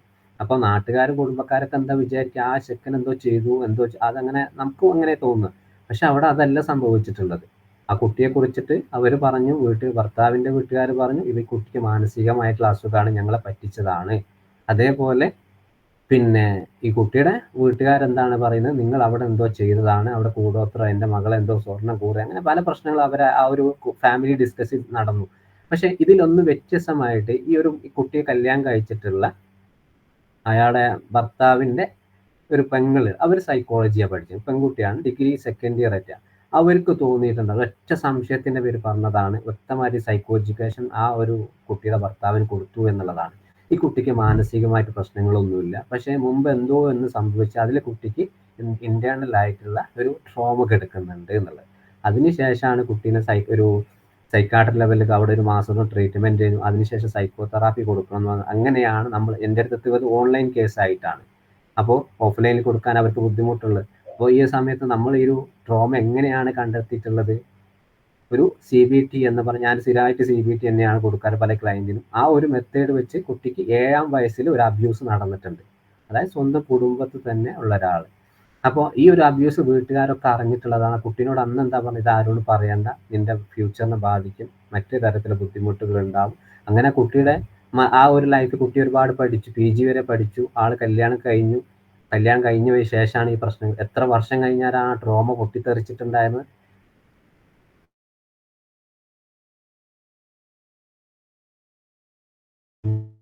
പ്രശ്നങ്ങൾ ഉണ്ടാവും. അത് വഷളായി കൊടുക്കുക വർഷങ്ങൾക്ക് ശേഷമാണ്. അപ്പോൾ നമ്മൾ പറഞ്ഞു വരുന്നത്, സൈക്കോളജിക്കലായി മാനസികമായിട്ടൊരു പ്രശ്നം എന്ന് പറയുന്നത് ഇന്നും ഇന്നലെ തുടങ്ങിയിട്ടുള്ള കാര്യങ്ങളല്ല, കുറേ നാളുകൾക്ക് മുമ്പുണ്ടായിട്ട് പ്രശ്നങ്ങളായിരിക്കും. അത് നമ്മൾ സൈക്കോ തെറാപ്പിയിൽ ഓരോ ടൂൾസ് വെച്ച് വ്യക്തമായിട്ട് നമുക്ക് മനസ്സിലാവുന്ന രീതിയിൽ, അത് ക്ലയന്റിനെ പറഞ്ഞ് മനസ്സിലാക്കുന്ന രീതിയിലായിരിക്കണം നമ്മൾ ഉപയോഗിക്കേണ്ടത്. പിന്നെ അതേപോലെ ഇത് ഒരു തെറാപ്പി, ഒരു പ്രോസസ്സിങ് എന്ന് പറയും, വളരെ വ്യത്യസ്തമായിട്ടുള്ള ഒരു ഡിഫിക്കൽട്ടി ആയിട്ടുള്ള എക്സ്പീരിയൻസിലായിരിക്കണം നമ്മൾ കൊടുക്കേണ്ടത്. ചിലപ്പോൾ സാധാരണ ഒരു കൗൺസിലർ അല്ല സാധാരണക്കാരൻ ഒരാൾ പറയുകയാണ്, ഈ പ്രശ്നമൊക്കെ സാധാരണ എല്ലാവർക്കും ഉണ്ടാവുന്നതാണ്, അതൊക്കെ തന്നെ അഡ്ജസ്റ്റ് ചെയ്യാൻ മതി, അല്ല ഈ ഒരു മനസ്സിലാക്കിയാൽ മതി എന്നുള്ള സാധാരണക്കാർ പറഞ്ഞു കൊടുക്കുന്നതിനേക്കാളും വ്യത്യസ്തമായിട്ട് ഒരു പ്രൊഫഷണൽ ആയിട്ടൊരു കൗൺസിലർ അല്ലെങ്കിൽ ഒരു സൈക്കോളജിസ്റ്റ് പറയുമ്പോൾ അതിലൊന്നും വ്യത്യസ്തമായിരിക്കണം. അപ്പോൾ അയാളെ പ്രശ്നങ്ങൾ പറയാണ്, ആ പ്രശ്നങ്ങൾ പറയുന്ന സമയത്ത് അവരോട് ഒരു ചോദ്യം ചോദിക്കുക, ഇത്രയും പ്രശ്നങ്ങൾ നിങ്ങളുടെ ലൈഫിൽ നടത്തും, നിങ്ങൾ എങ്ങനെയാണ് ഇത്ര കാലം പിടിച്ചു നിന്നിട്ടുള്ളത്? ഈ ഒരു ഡീപ്പായിട്ടുള്ള വളരെയധികം മനോഹരമായിട്ടുള്ള ഈ ഒരു സോക്രാറ്റിക് ക്വസ്റ്റ്യൻസ് തന്നെ മതിയാവും അയാൾ ചിലപ്പോൾ ആ നിമിഷത്തിലൊന്ന് പൊട്ടിക്കരയാൻ. അപ്പോൾ ഇതേപോലെ ആയിരിക്കും നമ്മുടെ കമ്മ്യൂണിക്കേഷൻ സ്കില്ല്, നമ്മൾ പറഞ്ഞു കൊടുക്കുന്നത് അതെന്തായാലും മറ്റൊരു സാധാരണക്കാർ പറയുന്നത് പോലെ ആയിരിക്കരുത്, വ്യത്യസ്തമായിട്ടുള്ള രീതിയിലായിരിക്കണം കൊടുക്കേണ്ടത്. പിന്നെ അതേപോലെ ഈ ഒരു കൊടുക്കേണ്ടത് പലതരം ഗോൾ സെറ്റിങ്സുകൾ, അത് നമ്മൾ കൊടുക്കുന്നതിനനുസരിച്ചാണ്, സെഷൻ ബേസ്ഡ് ആണ്. അത് ഷോർട്ട് ടൈം ആയിട്ടും കൊടുക്കാം, ലോങ് ടൈം ആയി കൊടുക്കാം. ഷോർട്ട് ടൈം ആയി കൊടുക്കുന്നത് സൊല്യൂഷൻ ഫോക്കസ് ആണ്, പെട്ടെന്ന് തന്നെ താൽക്കാലികമായിട്ട് തന്നെ അവർക്ക് എന്തെങ്കിലുമൊക്കെ മാറ്റങ്ങൾ, ആശ്വാസം കണ്ടെത്തുന്ന രീതി. ബട്ട്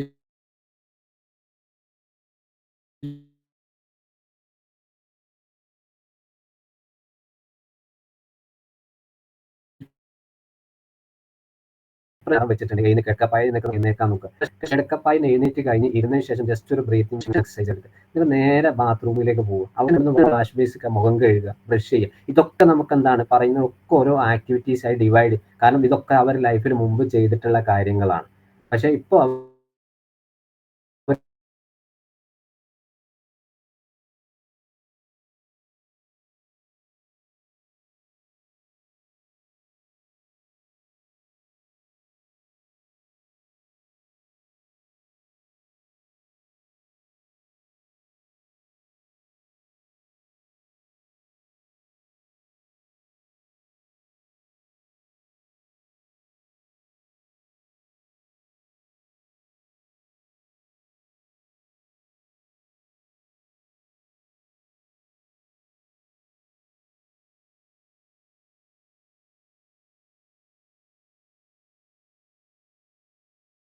ബന്ധം എന്ന് പറയുന്നത് നിന്റെ ക്വാളിറ്റി അയാൾക്ക് മനസ്സിലാവാത്തത് കൊണ്ടാണ്. നിങ്ങളുടെ ക്വാളിറ്റി നിങ്ങൾ മനസ്സിലാക്കണമെങ്കിൽ നിങ്ങൾ മുമ്പിൽ ഉണ്ടായിരുന്ന ആ പഠനം നിങ്ങൾ പൂർത്തിയാക്കണം. അത് കഴിഞ്ഞിട്ട് നിങ്ങൾക്കൊരു ജോലിയിൽ കയറണം. അത് കഴിഞ്ഞാൽ നിങ്ങൾക്ക് ഏറ്റവും ഇഷ്ടമായിട്ടുള്ള രീതി നല്ല റിലേഷൻഷിപ്പ് നിങ്ങളെ ഇനിയും തേടി വരാൻ സാധിക്കും. ഇതോടുകൂടി നിങ്ങളുടെ ജീവിതം ഇവിടെ അവസാനിപ്പിക്കുന്നില്ല എന്ന തരത്തിലുള്ള ലോങ് ടേം ഗോൾസുകൾ, അവർ ഇൻസൈറ്റ് ഉണ്ടാക്കുന്ന ഉൾക്കാഴ്ചകളാണ്. ഫ്യൂച്ചറിനെ കുറിച്ചിട്ട് അവർക്ക് വല്ലാത്തൊരു ആവേശം തോന്നും. പല മോട്ടിവേഷൻ ക്ലാസ്സുകൾ നമ്മൾ കേൾക്കാറില്ലേ, നമ്മുടെ ഗോൾസുകൾ അല്ലെങ്കിൽ സ്വപ്നങ്ങൾ നമ്മുടെ മുമ്പിൽ വേണം എന്നുള്ളത്. ആ മുമ്പിൽ വേണം എന്ന് പറയുന്നത് എന്തുകൊണ്ടാണ്? അതിന്റെ വേക്കിൽ നമ്മളിങ്ങനെ ഓടിക്കൊണ്ടിരിക്കണം. പക്ഷെ അതൊരിക്കലുമല്ല. പ്രത്യേകിച്ച് നമുക്ക് സൈക്കോളജിക്കലി ആയിട്ട് പറയുന്ന സമയത്ത് നമ്മുടെ ക്ലയന്റിന് മുമ്പിൽ തലന്റെ മുകളിലാണ് ജസ്റ്റ് ഗോൾസുകൾ സെറ്റ് കൊടുക്കുക. അതായത് ഞാൻ കുറച്ചൊന്ന് അനങ്ങി കഴിഞ്ഞാൽ ആ ഗോൾസിലേക്ക് ഞാൻ ടച്ച് ചെയ്യും, ഞാൻ എൻ്റെ പ്രവർത്തനങ്ങൾ ഒന്നുകൂടി ഫോക്കസ് ചെയ്താൽ ഞാൻ ആ ഗോൾസിലേക്ക് എത്താൻ സാധ്യതയുണ്ട് എന്നിങ്ങനെ രീതിയിലായിരിക്കണം. കാരണം എൻ്റെ തലന്റെ മുകളിൽ ഒരു ഗോൾസ് ഉണ്ട്, അതിനെ ഡിപ്പെൻഡ് ചെയ്തിട്ടാണ് ഞാനിപ്പോൾ മുന്നോട്ട് പോകുന്നത്. അതെനിക്ക് ചെയ്തേ പറ്റൂ. അല്ലെങ്കിൽ ഈ പറഞ്ഞു തന്നിട്ടുള്ള ആക്ടിവിറ്റീസ് ഒക്കെ എനിക്ക് ചെയ്ത് കഴിഞ്ഞാൽ എനിക്ക് നല്ലൊരു മാറ്റങ്ങൾ ഉണ്ടാവും എന്നുള്ള രീതിയിലാണ് നമുക്ക് എന്താണ് ഷോർട്ട് ടൈം ആയിട്ടും ലോങ് ടൈം ആയിട്ടും ഗോൾ സെറ്റിങ്സുകൾ കൊടുക്കുക. പിന്നെ പ്രധാനമായിട്ടും ഇതിലുള്ള ഗോൾസുകൾ, സൈക്കോ തെറാപ്പി കൊണ്ടുള്ള ഗോൾസുകൾ എന്തൊക്കെയാണ്? പിന്നെ സൈക്കോളജിക്കൽ ഡിസ്ട്രെസ്, മാനസികമായിട്ടുള്ള ബുദ്ധിമുട്ടുകൾ കണ്ടെത്തുക, നല്ല രീതിയിൽ കോപ്പിംഗ് സ്കില്ലുകൾ, അവരെ പ്രോബ്ലമാറ്റിക് ആയിട്ടുള്ള പ്രശ്നങ്ങൾക്കനുസരിച്ചുള്ള ഒരു കോപ്പിംഗ് സ്കില്ലുകൾ പഠിപ്പിച്ചു കൊടുക്കുക, സെൽഫ് അവയർനെസ് ഉണ്ടാക്കി കൊടുക്കുക, പേഴ്സണൽ ഗ്രോത്ത് ഉണ്ടാക്കി കൊടുക്കുക, റെസിലിയൻസ്, എപ്പോൾ ഏത് സാഹചര്യത്തിലാണ് പ്രതികരിക്കേണ്ടത്, ഏതൊക്കെ സമയത്ത് ബുദ്ധിമുട്ടുള്ള സമയത്ത്. ഇപ്പോൾ ഈ ഒരു വിക്ടിംസ് ഉള്ള ആളുകൾ, NPD വിക്ടിമിനെ കുറിച്ച സമയത്ത് എന്നും ചവിട്ടും കുറ്റം കിട്ടിയാൽ മതിയോ? ഒരു സമയത്തെങ്കിലും അങ്ങോട്ട് പ്രതികരിച്ച് നോക്കാൻ അവരോട് നമ്മൾ പഠിപ്പിച്ചു കൊടുക്കുകയാണ്. നിങ്ങൾ എന്തിനാണ് ഇങ്ങനെ അനുഭവിക്കുന്നത്? അവരുടെ പ്രയാസങ്ങൾ ജസ്റ്റ് നിങ്ങൾ ആരോടെങ്കിലും വീട്ടിൽ ഒന്നുകിൽ വീഡിയോ എടുത്തിട്ടോ അല്ലെങ്കിൽ നിങ്ങളെ കുടുംബത്തിൽ ആരെയും ഡയറക്റ്റ് അറിയിക്കുക. നിങ്ങൾ ഒരിക്കലും എന്താണ് നിങ്ങളുടെ ജീവിതം അയാൾക്ക് കൊടുത്തിട്ടുള്ളതല്ല. ഒരു ഫാമിലി ലൈഫിൽ അയാൾ ഇങ്ങനെയൊന്നല്ല ജീവിതം നമുക്ക് കാണിച്ചു കൊടുക്കേണ്ടത്. റെസിലിയൻസ് ഉണ്ടായി കൊടുക്കാൻ, എല്ലാത്തിനും പ്രതികരിക്കാനുള്ള, ഏത് സാഹചര്യത്തിനും അതിനെ നേരിടാനുള്ള കാര്യങ്ങൾ അവർക്ക് നമ്മൾ ഈ ഒരു സൈക്കോ തെറാപ്പി ടൂൾസുകൾ ഉപയോഗിച്ച് അവരെ പഠിപ്പിക്കുന്നു. പിന്നെ ഇതിൽ പ്രധാനമായിട്ടും കോർ എലമെന്റ്സുകൾ ഉള്ളത് തെറാപ്യൂട്ടിക് റിലേഷൻഷിപ്പ് തന്നെയാണ്. ഏറ്റവും നല്ല രീതിയിൽ ഒരു ക്ലയന്റുമായിട്ട് നമുക്ക് സംസാരിച്ച് നല്ല റിലേഷൻഷിപ്പ് ഉണ്ടാക്കുന്നു, അത് തന്നെയാണ് ഏറ്റവുമായിട്ട് നമുക്ക് ശ്രദ്ധിക്കാനുള്ളത്. കാരണം ഇതിൽ തെറാപ്യൂട്ടിക് റിലേഷൻഷിപ്പ് ഉണ്ടാക്കുമ്പോൾ പല രീതിയിൽ നമ്മൾ കുട്ടികളുമായിട്ട് നോക്കുന്ന സമയത്ത് ആർട്ട് തെറാപ്പി, ഗെയിംസുകളുമായിട്ടാണ്. മുതിർന്ന ആളുകളുമായിട്ട് സംസാരിക്കുമ്പോൾ അവർക്ക് ഏറ്റവും നല്ല ഒരു പേഴ്സണൽ ലൈഫുമായിട്ട് നമുക്ക് റിലേഷൻഷിപ്പ് ഉണ്ടാക്കിയെടുക്കാം. ഇനി പിന്നെ ഒരു ജെറിയാട്രിക് കേസ്, പഴയ ആളുകൾ, ഒരു ഓവർ ഏജ്ഡ് ആയിട്ടുള്ള ആളുകളാണെങ്കിൽ അവരുടെ ലൈഫിൽ എന്താണ്, അവരുടെ എക്സ്പീരിയൻസിനെ കുറിച്ചിട്ട് നമ്മൾ ഒരു റിലേഷൻഷിപ്പ് ഉണ്ടാക്കേണ്ടത്. അവരുടെ ലൈഫിൽ നേടിയ നേട്ടങ്ങളെ കുറിച്ച്, ഇനിയിപ്പോൾ നേടാനുള്ള കാര്യങ്ങളെ കുറിച്ചല്ലേ, നേടിയ നേട്ടങ്ങളെ കുറിച്ചിട്ട്, അവർ ആസ്വദിച്ചിട്ട നിമിഷങ്ങളെ കുറിച്ചിട്ട് അവരോട് പറയുക, അത് നമ്മൾ ഓർമ്മപ്പെടുത്തുക. ഇതൊക്കെ എന്താണ് നല്ലൊരു തെറാപ്യൂട്ടിക് റിലേഷൻഷിപ്പ് ഉണ്ടാക്കാൻ കഴിയും. പിന്നെ അതേപോലെ നമ്മളെ വീട്ടിലൊക്കെ പഴയ ആളുകൾ ഉണ്ടാവും, നമ്മളെ ഉമ്മ, വാപ്പ അല്ലെങ്കിൽ അമ്മാച്ച, പ്രായം ചെയ്ത് അവരുടെ അടുത്തൊക്കെ ഒരു 10 മിനിറ്റ് നമുക്ക് ഒരുപാട് കഥകൾ കേൾക്കാൻ പറ്റും. ഇതേപോലെ തന്നെയാണ് ഒരു തെറാപ്യൂട്ടിക് റിലേഷൻഷിപ്പ് നമുക്ക് ഉണ്ടാക്കാൻ പറ്റും. പിന്നെ കോൺഫിഡൻഷ്യലി ആൻഡ് ട്രസ്റ്റ് ആയിരിക്കണം. അവർ പറയുന്നത് വളരെ കോൺഫിഡൻഷ്യലി ആയിരിക്കണം. അല്ലാണ്ട് നമ്മൾ സംസാരിക്കുന്ന സമയത്ത് ആ ഒരു പിന്നെ എന്താണ് ക്ലയൻറ്റോ ഇരിക്കുന്ന സമയത്ത് പിന്നെ ചിലപ്പോൾ 1-2 ആളുകൾ നമ്മുടെ സ്റ്റാഫുകൾ പാടില്ല. ക്ലയൻറ്റ് ചിലപ്പോൾ ആ ഒരു എല്ലാം രഹസ്യമായിരിക്കണം. പിന്നെ അതേപോലെ നമുക്ക് ഈ ഒരു ക്ലയൻറ്റിനെ കുറിച്ചിട്ട് തന്നെ ഒരു കുട്ടി പറയാണ് എൻ്റെ വീട്ടിൽ ഇങ്ങനെയൊക്കെ പ്രശ്നങ്ങൾ ഉണ്ട് എന്നുള്ളത്. അപ്പോൾ ഡയറക്റ്റ് ആയിട്ട് കുട്ടീനെ മാറ്റിയത് അമ്മയോട് അവരെ പാരന്റിനോട് ആ കുട്ടി പറഞ്ഞ കാര്യങ്ങൾ പറയല്ല വേണ്ടത്. നമുക്കൊരു സാഹചര്യം വരും, ഈ ഒരു കുട്ടി പറഞ്ഞത് പൂർണ്ണമായിട്ട് സത്യമാണോ എന്നുള്ളത്. അത് ആദ്യ സെഷനും 2 സെഷനും തന്നെ അവർ കുട്ടി പറഞ്ഞത് പാരന്റിന് നിർബന്ധമൊന്നുമില്ല. കാരണം അത് നമ്മൾ മനസ്സിൽ വെക്കുക, കുട്ടി പറഞ്ഞത് എത്രത്തോളം അതിൽ മാനിപ്പുലേഷൻ ഉണ്ട്, ബുള്ളിങ് ഉണ്ട്, ഇതൊക്കെ അന്വേഷിച്ച ശേഷം വ്യക്തമായി ധാരണയാക്കിയ ശേഷം മാത്രമേ. കാരണം ഇത് നമ്മൾ കുട്ടി പറഞ്ഞത് അതേപോലെ പാരന്റിനൊക്കെ പറഞ്ഞു കഴിഞ്ഞാൽ പാരന്റ് പറയും കുട്ടി ഞങ്ങളവിടെ മോശക്കാരനാക്കി, എന്നാൽ വീണ്ടും ഉപദ്രവങ്ങളൊക്കെ തുടങ്ങാനുള്ള സാധ്യതയുണ്ട്. അപ്പോൾ അങ്ങനത്തെ കാര്യങ്ങളൊക്കെ എന്താണ് കാരണം അവർ വളരെ ടെസ്റ്റോട് കൂടിയായിരിക്കും നമ്മളോട് കാര്യങ്ങളൊക്കെ പറയുക. പിന്നെ അതേപോലെ ക്ലയന്റ് സെന്റേർഡ് അപ്രോച്ചാണ്. അവിടെ ചികിത്സാ രീതി നമ്മൾ കൊടുക്കുന്ന ഏതൊരു തെറാപ്പി ആണെങ്കിലും അവരുടെ ഏറ്റവും കൂടുതൽ ക്ലയന്റിന്റെ അനുഭവങ്ങളും ആവശ്യങ്ങളുടെ അടിസ്ഥാനത്തിലായിരിക്കണം നമ്മുടെ തെറാപ്പികൾ. ഇതാണ് ക്ലയന്റ് സെന്റേർഡ് അപ്രോച്ച് എന്ന് പറയും. ഇത് ഏറ്റവും കൂടുതൽ നമ്മൾ ഉപയോഗിക്കുന്ന ഒരു അപ്രോച്ചാണ്. മറ്റു തരത്തിൽ തെറാപ്പികൾ ഉപയോഗിക്കുന്നതിന് മുമ്പ് അവരുടെ ആവശ്യങ്ങളും അവരുടെ ആഗ്രഹങ്ങളൊക്കെ ജസ്റ്റ് ഒന്ന് നോക്കുക. കാരണം അവരുടെ എക്സ്പീരിയൻസ് എന്താണ് ജീവിതത്തിൽ ഏറ്റവും കൂടുതൽ അനുഭവിച്ചിട്ടുള്ളത്, എത്രയും ബുദ്ധിമുട്ടുകൾ എന്തൊക്കെയാണ്, അതൊക്കെ അതിനനുസരിച്ചായിരിക്കും നമ്മൾ നേരത്തെ പറഞ്ഞ ലോങ് ടേം ഷോർട്ട് ടേം ആയിട്ട് ഗോൾസുകളൊക്കെ ഉണ്ടാക്കേണ്ടത്. പിന്നെ സ്ട്രക്ചേർഡ് സെഷനാണ്. അവരോട് വ്യക്തമായിട്ട് പറയണം, നിങ്ങൾക്ക് ഈ ഒരു തെറാപ്പി ഇത്ര സെഷൻ നിങ്ങൾക്ക്, ഒരു ആങ്സൈറ്റി ആണെങ്കിൽ നോർമൽ 12-13 സെഷൻ, ഇനി ഡിപ്രഷൻ ആണെങ്കിൽ 10-12. ഇപ്പൊ നമ്മുടെ നാട്ടിലൊക്കെ മലയാളി കേരളത്തിലെ ഒരു 6-7 സെഷൻ നമ്മൾ പറഞ്ഞിട്ട് കുറെ കാര്യങ്ങളൊക്കെ ഫോളോ അപ്പ് ചെയ്യുകയാണെങ്കിൽ ഒരു 6-7 സെഷനൊക്കെ കൊണ്ടൊക്കെ നമുക്ക് ഓക്കെയാണ്. ഇപ്പൊ OCD കേസുകളൊക്കെ ആണെങ്കിൽ കൂടുതലായിട്ട് ഒരു 17-18 സെഷന് വരും, കാരണം അതിൽ കൂടുതൽ എക്സ്പോഷറും കാര്യങ്ങൾ വരുന്നത് കൊണ്ട്. പിന്നെ പേഴ്സണാലിറ്റി ഡിസോർഡറിലൊക്കെ ബേസ് ഒക്കെ നോക്കുകയാണെങ്കിൽ അത് ഡിപ്പെൻഡ് ഓഫ് ലെങ്ത് ആണ്. ചിലപ്പോൾ ഒരു വർഷത്തോളം ചിലപ്പോൾ ആ ക്ലയന്റുമായിട്ട് നമ്മൾ അവരെ കൂടെ പോകേണ്ടി വരും, ഒരു കൺസിസ്റ്റന്റ് ആയിട്ടുള്ള ഒരു ഫോളോ അപ്പ് വേണ്ടി വരും. പിന്നെ ഓരോ സെഷനും എത്ര ഫീ വേണമെന്നും ഉള്ള ക്ലയന്റിന് വ്യക്തമായിട്ട് നമ്മൾ ധാരണ കൊടുക്കണം. ഒരു ഫീസ് പറഞ്ഞിട്ട് അടുത്ത ഫീസ് പറയാതിരിക്കുക, അതല്ല ഇത്ര സെഷൻ അവർക്ക് വില്ലിങ് ആണോ അഫോർഡബിൾ ആണോ നോക്കുക. പിന്നെ നമ്മളൊരു ലീഗലായിട്ട് നോക്കുന്ന സമയത്ത് നമുക്കൊരു മാനസിക ഒരു പരിധി, ചിലപ്പോൾ ആ ഫീസ് ഒന്നും അവർക്ക് തരാനില്ലെങ്കിൽ ഇന്ന ഫീസ്, കുറഞ്ഞ ഫീസ് നിങ്ങൾ സെഷന് വന്നോളൂ, ഫീസിന്റെ കാര്യം നമുക്ക് പിന്നീട് ചർച്ച ചെയ്യാം എന്ന് പറഞ്ഞിട്ട് നമുക്കത് അവരെ അവർക്ക് കുറച്ചുകൂടി ഒരു കോൺഫിഡൻസ് ലെവലിൽ കൊണ്ടുവരാൻ പറ്റും. പിന്നെ എവിഡൻസ് ബേസ്ഡ് ടെക്നിക്കുകളാണ്. നമ്മുടെ കയ്യിലുള്ള എല്ലാ അസസ്മെന്റ് ടൂൾസുകളും എന്ത് ആക്ടിവിറ്റീസും ഒക്കെ ക്ലയന്റിന് തോന്നും ഇത് എവിഡൻസ് ബേസ്ഡ് സയന്റിഫിക് ആയിട്ടുള്ള ടൂൾസുകൾ തന്നെയാണ്. സാധാരണ എല്ലാവരും ഉപയോഗിക്കുന്ന ടൂൾസ് അല്ലാതെ കുറെ പ്രിന്റ് എടുത്ത് വെച്ചത് അതൊന്നും ആയിരിക്കും. അവർക്ക് പറഞ്ഞ് മനസ്സിലാക്കുക ഇത് CBT ആണ്, ഇത് ടീബക്കിന്റെ അവർക്കുള്ള ഡിപ്രഷൻ സ്കെയിലാണ്, ആങ്സൈറ്റി സ്കെയിലാണ്, പേഴ്സണാലിറ്റി സ്കെയിലാണ്. ഇങ്ങനെ പലതരത്തിൽ നമുക്ക് അവർക്ക് പറഞ്ഞു കൊടുക്കാം. അത് എഡ്യൂക്കേറ്റഡ് ആയിട്ടുള്ള ഒരു തെറാപ്പി കൂടിയാണല്ലോ. ഇനിയിപ്പോൾ ഇതിൽ ഏറ്റവും കൂടുതൽ നമുക്ക് മെയിൻ ആയിട്ടുള്ള സൈക്കോ തെറാപ്പിയിൽ ഏറ്റവും കൂടുതൽ പ്രധാനപ്പെട്ട അപ്രോച്ചുകളാണ് CBT, അതേപോലെ psycho dynamic theory, humanistic person centred therapy, gestalt therapy, solution. ഇതിൽ നമുക്ക് ഇപ്പോഴത്തെ നിലവിൽ കാലഘട്ടത്തിൽ സ്ഥിരമായിട്ട് ഉപയോഗിക്കുന്ന തെറാപ്പികളാണ്. ഇതിൽ പ്രധാനമായിട്ടും ഒന്ന് CBT കുറിച്ച് പറയുകയാണ്. നിങ്ങൾ കേട്ടിട്ടുണ്ടാകും CBT എന്താണ്, പക്ഷെ ജസ്റ്റ് ഒന്നൊരു ഡെഫിനിഷൻ ഞാൻ പറയാം. CBT എന്ന് പറയുന്നത് cognitive behaviour therapy. Aaron T ബക്കാണ് ഇത് തുടങ്ങിയിട്ടുണ്ട് 1950 ആ അറൗണ്ട് സമയത്താണ്. ആ സമയത്ത് സൈക്കോ അനാലിറ്റിക്, അതായത് നമ്മുടെ സിഗ്മണ്ട് ഫ്രോയിഡിന്റെ സമയത്ത് വളരെയധികം അദ്ദേഹത്തിന്റെ ആ തെറാപ്പി ഫേമസ് ആയി നടക്കുന്ന സമയത്താണ് ഈ ഒരു കോഗ്നിറ്റീവ് ബിഹേവിയർ തെറാപ്പി വന്നിട്ടുണ്ടായിരുന്നത്. കാരണം ഒരു സൈക്കോ ഡൈനാമിക്കിന്റെ പ്രത്യേകത എന്ന് പറയുന്നത് കുറേ സെഷനാണ്. ഒരു ക്ലയന്റ് വന്നു കഴിഞ്ഞാൽ 25-26 സെഷനോളം ഉണ്ട്, ഒരു വർഷത്തോളം തന്നെ ക്ലയന്റ് അങ്ങനെ പോകും. പെട്ടെന്നൊന്നും അസുഖങ്ങൾ മാറിയെടുക്കാനുള്ള കാര്യം അതിൽ നിന്ന് ബുദ്ധിമുട്ടാണ്. അതേ സമയത്താണ് സ്വന്തം അമ്മയ്ക്ക് ചില ഒരുപാട് പ്രശ്നങ്ങൾ വന്നു, ഡിപ്രഷീവിന്റെ പ്രശ്നങ്ങൾ വന്നു, അത് പെട്ടെന്നും ചികിത്സിച്ച് മാറുന്നില്ല. അങ്ങനത്തെ ഒരു സാഹചര്യത്തിലാണ് സ്വയമായിട്ട് ഇദ്ദേഹം തുടങ്ങിയിട്ടുള്ള CBT. കുറഞ്ഞ സെഷനുകൾ കൊണ്ട് ആളുകൾക്ക് പെട്ടെന്ന് തന്നെ അസുഖങ്ങൾ ഒരു സമാധാനം ഉണ്ടായി കൊടുക്കാൻ വേണ്ടിയിട്ട്. അതിലേറ്റവും പ്രധാനമായിട്ട് ഉപയോഗിച്ചിട്ടൊരു CBT model, cognitive behaviour model വെച്ചിട്ടാണ്. അപ്പോൾ മോഡലിനെ കുറിച്ച് പറയുന്നത് അദ്ദേഹം ഒരു ചിന്തകളും പെരുമാറ്റങ്ങളും തമ്മിലുള്ള ബന്ധം എന്താണ് നമ്മൾ ക്ലയന്റിനെ പറഞ്ഞ് മനസ്സിലാക്കി കൊടുക്കുന്നത്. അപ്പോൾ നമ്മുടെ മുമ്പിൽ വരുന്ന ഒരു ക്ലയന്റ് ഒരു സിറ്റുവേഷൻ നമ്മളോട് പറയാണ്, അല്ലെ പ്രസന്റ് പ്രോബ്ലം പറയാണ്, നമുക്ക് എന്താണ് ആ മോഡൽ വരച്ച് കാണിച്ചു കൊടുത്തിട്ട് അവരോട് പറയാണ് നിങ്ങളെ പ്രസന്റ് പ്രോബ്ലം പറഞ്ഞു.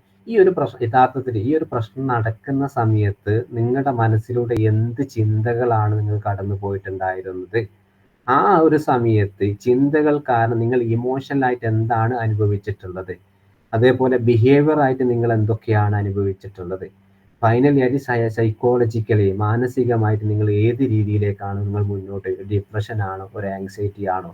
അതായത് ഒരു ക്ലയന്റ് നമ്മളെ മുമ്പിൽ വന്നു കഴിഞ്ഞാൽ അയാളുടെ പ്രശ്നം നമ്മൾ തന്നെ പറഞ്ഞ് മനസ്സിലായി, അയാളുടെ പ്രശ്നം നമ്മളോട് പറഞ്ഞതിന് ശേഷം അതൊരു പേപ്പറിലേക്ക് ഒരു മോഡൽ പോലെ വരച്ച് കാണിച്ചു കൊടുത്തിട്ട് അയാളുടെ പ്രശ്നം അയാൾക്ക് തന്നെ പറഞ്ഞ് മനസ്സിലാക്കുന്ന രീതി. അപ്പം എന്താണ് ക്ലയന്റിന് സ്വന്തം മനസ്സിലാവും തന്റെ പ്രശ്നങ്ങൾ എവിടെ നിന്നാണ് തുടങ്ങിയിട്ടുള്ളത്, ഏത് സാഹചര്യത്തിലാണ്.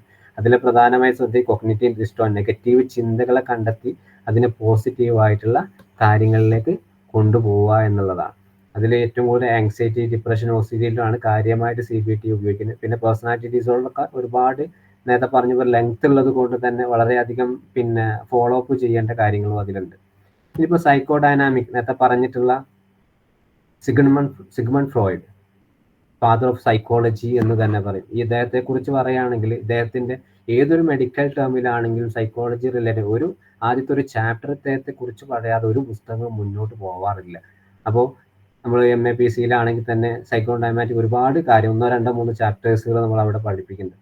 ഇദ്ദേഹത്തിന്റെ പ്രധാനമായിട്ടും ഇദ്ദേഹത്തിന്റെ ഒരു തെറാപ്പിയുടെ ഒരു മൂല്യം എന്ന് പറയുന്നത് അൺകോൺഷ്യസ് മൈൻഡാണ്. അതായത് ഇദ്ദേഹം പറയുന്നു ഒരാൾക്കൊരു പ്രശ്നം വരുന്നത് പ്രസന്റ് പ്രോബ്ലം അല്ല, മുമ്പ് ചുട്ടിക്കാലത്തോ അല്ലെങ്കിൽ എവിടെ മുമ്പ് ഏതെങ്കിലും പ്രശ്നത്തിന് സാഹചര്യം അത് ബേസ്ഡ് വെച്ചിട്ടാണ് ഇപ്പോൾ ഈ പ്രസന്റിൽ പ്രശ്നം ഉണ്ടാകുന്നത്. അപ്പോൾ ഉദാഹരണം പറയാണ്, ഇപ്പോൾ ഒരു നിലവിൽ ഒരാൾക്ക് എന്തെങ്കിലും മാനസിക അസുഖം ഉണ്ടായി എന്ന് വിചാരിക്കുക. അപ്പോൾ അയാൾ ഈ ഒരു തെറാപ്പി ബേസ് പറയും ഇയാൾക്ക് പ്രശ്നം വന്നിട്ട് ഈ ഒരു പ്രസന്റ് മൊമെന്റിലല്ല, അയാളെ കുട്ടിക്കാലത്ത് പലതരത്തിലുള്ള എക്സ്പീരിയൻസ് അയാൾക്ക് ഉണ്ടായി. ഒന്നുകിൽ പാരന്റിന്റെ ടോർച്ചർ, അല്ലെങ്കിൽ എന്താണ് ഒരു അബ്യൂസ്, ഒരു ട്രോമ, ഇങ്ങനെ പലതരത്തിൽ എക്സ്പീരിയൻസ് അയാളുടെ ലൈഫിൽ ഉണ്ടായിട്ടുണ്ടാവും. അതുകൊണ്ടാണ് യഥാർത്ഥത്തിൽ പ്രശ്നം എന്ന് പറയും. പിന്നെ അതേപോലെ ഇന്റേണൽ ആയിട്ട് കോൺഫ്ലിക്റ്റുകൾ, അതായത് അൺകോൺഷ്യസ് അപബോധ മനസ്സ്, ഉള്ളിൽ ഒരുപാട് പ്രശ്നങ്ങൾ ഉണ്ടാവും. ആ ഒരുപാട് തെറ്റായിട്ട് ചിന്തകൾ, ആ ചിന്തകൾ എന്താണ് ഈ ഒരു ബ്രെയിനിലൂടെ ഇങ്ങനെ കറങ്ങി കളിക്കുകയാണ്. അത് ഒരിക്കലും എന്താണ് കോൺഷ്യസ് മൈൻഡിലേക്ക് വരുന്നില്ല. എപ്പോഴാണോ ഒരു കോൺഷ്യസ് മൈൻഡിലേക്ക് ആ ചിന്തകളൊക്കെ ഒഴുകി വരുന്നത്, അതിനനുസരിക്കാം ഒരാൾക്ക് യഥാർത്ഥത്തിൽ പ്രശ്നങ്ങൾ മനസ്സിലാക്കാൻ സാധിക്കുക എന്നുള്ളത്.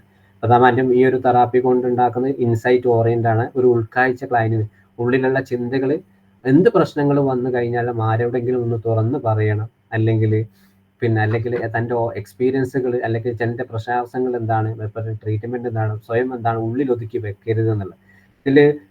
ഇതിന്റെ പ്രധാനമായിട്ട് ടൂൾസുകൾ ഉപയോഗിക്കുന്ന 3 തരത്തിലുള്ള ഒന്നാണ് ഫ്രീ അസോസിയേഷൻ എന്ന് പറഞ്ഞിട്ടുള്ള മെയിൻ ടൂൾസ് ആണ്. മനസ്സിലുള്ള കാര്യങ്ങൾ ക്ലയന്റിനെ കൊണ്ട് തുറന്നു പറയിക്കാനുള്ള ടൂൾസ് ആണ് ഫ്രീ അസോസിയേഷൻ എന്ന് പറയുന്നത്. പിന്നെ അടുത്ത ഒന്നാണ് ഡ്രീം അനാലിസിസ്. സ്വപ്നത്തിൽ അവരെ ഉള്ളിൽ ഉറങ്ങിക്കിടക്കുന്ന ഒരുപാട് ചിന്തകളെയും ആശയങ്ങളെയും നമ്മൾ പുറത്തേക്ക് കൊണ്ടുവരുന്ന ഒരു രീതിയാണ് ഡ്രീം അനാലിസിസ്. ഇതിന് ഒരുപാട് പ്രോസസ്സിംഗ് ഉണ്ട്, അതനുസരിച്ചാണ് പോവുക. പിന്നെ നമുക്ക് ചെറിയ ടൈം കുറഞ്ഞതുള്ളത് കൊണ്ട് തന്നെ ഷോർട്ടാക്കി പറയുന്നത് മാത്രം. പിന്നെ അടുത്തത് ട്രാൻസ്ഫറൻറ്റ് ആൻഡ് കൗണ്ടർ ട്രാൻസ്ഫറൻറ്റ് എന്ന് പറയുന്നത്. ക്ലയന്റും നമ്മുടെ ഈ ഒരു തെറാപ്പിസ്റ്റും നമ്മളും ഒരു ക്ലയന്റും തമ്മിലുള്ള ഒരു അഭേദ്യമായ വികാര പ്രവർത്തന ബന്ധം ഉണ്ടാക്കിയെടുക്കുക എന്നുള്ള ഈ ഒരു 3 പ്രോസസ്സിംഗ് ആണ്, 3 ടൂൾസ് ആണ് ഈ ഡൈനാമിക് പ്രധാനമായിട്ടുള്ളത്. ഇനി അടുത്തത് ഹ്യൂമാനിറ്റിക് പേഴ്സൺ സെന്റേർഡ് തെറാപ്പിയാണ്. ഇത് കാൾ റോജേഴ്സ് ആണ് ഡെവലപ്പ് ചെയ്തിട്ടുള്ളത്. അറൗണ്ട് ഏകദേശം 1960 ആ സമയത്ത് തന്നെയാണ് ഈ തെറാപ്പികളൊക്കെ വന്നിട്ടുണ്ടായിരുന്നത്. അപ്പോൾ ഇതിൽ പ്രധാനമായിട്ടും നമ്മുടെ മുമ്പിൽ വരുന്ന ക്ലയന്റിന് കൂടുതൽ എമ്പതി ഉണ്ടാക്കി, അവരോട് എന്താണ് എമ്പതി സംസാരിക്കുക, അവരുടെ ജെന്യുവിനെസ്, അൺകണ്ടീഷൻ പോസിറ്റീവ് റിഗാർഡ്.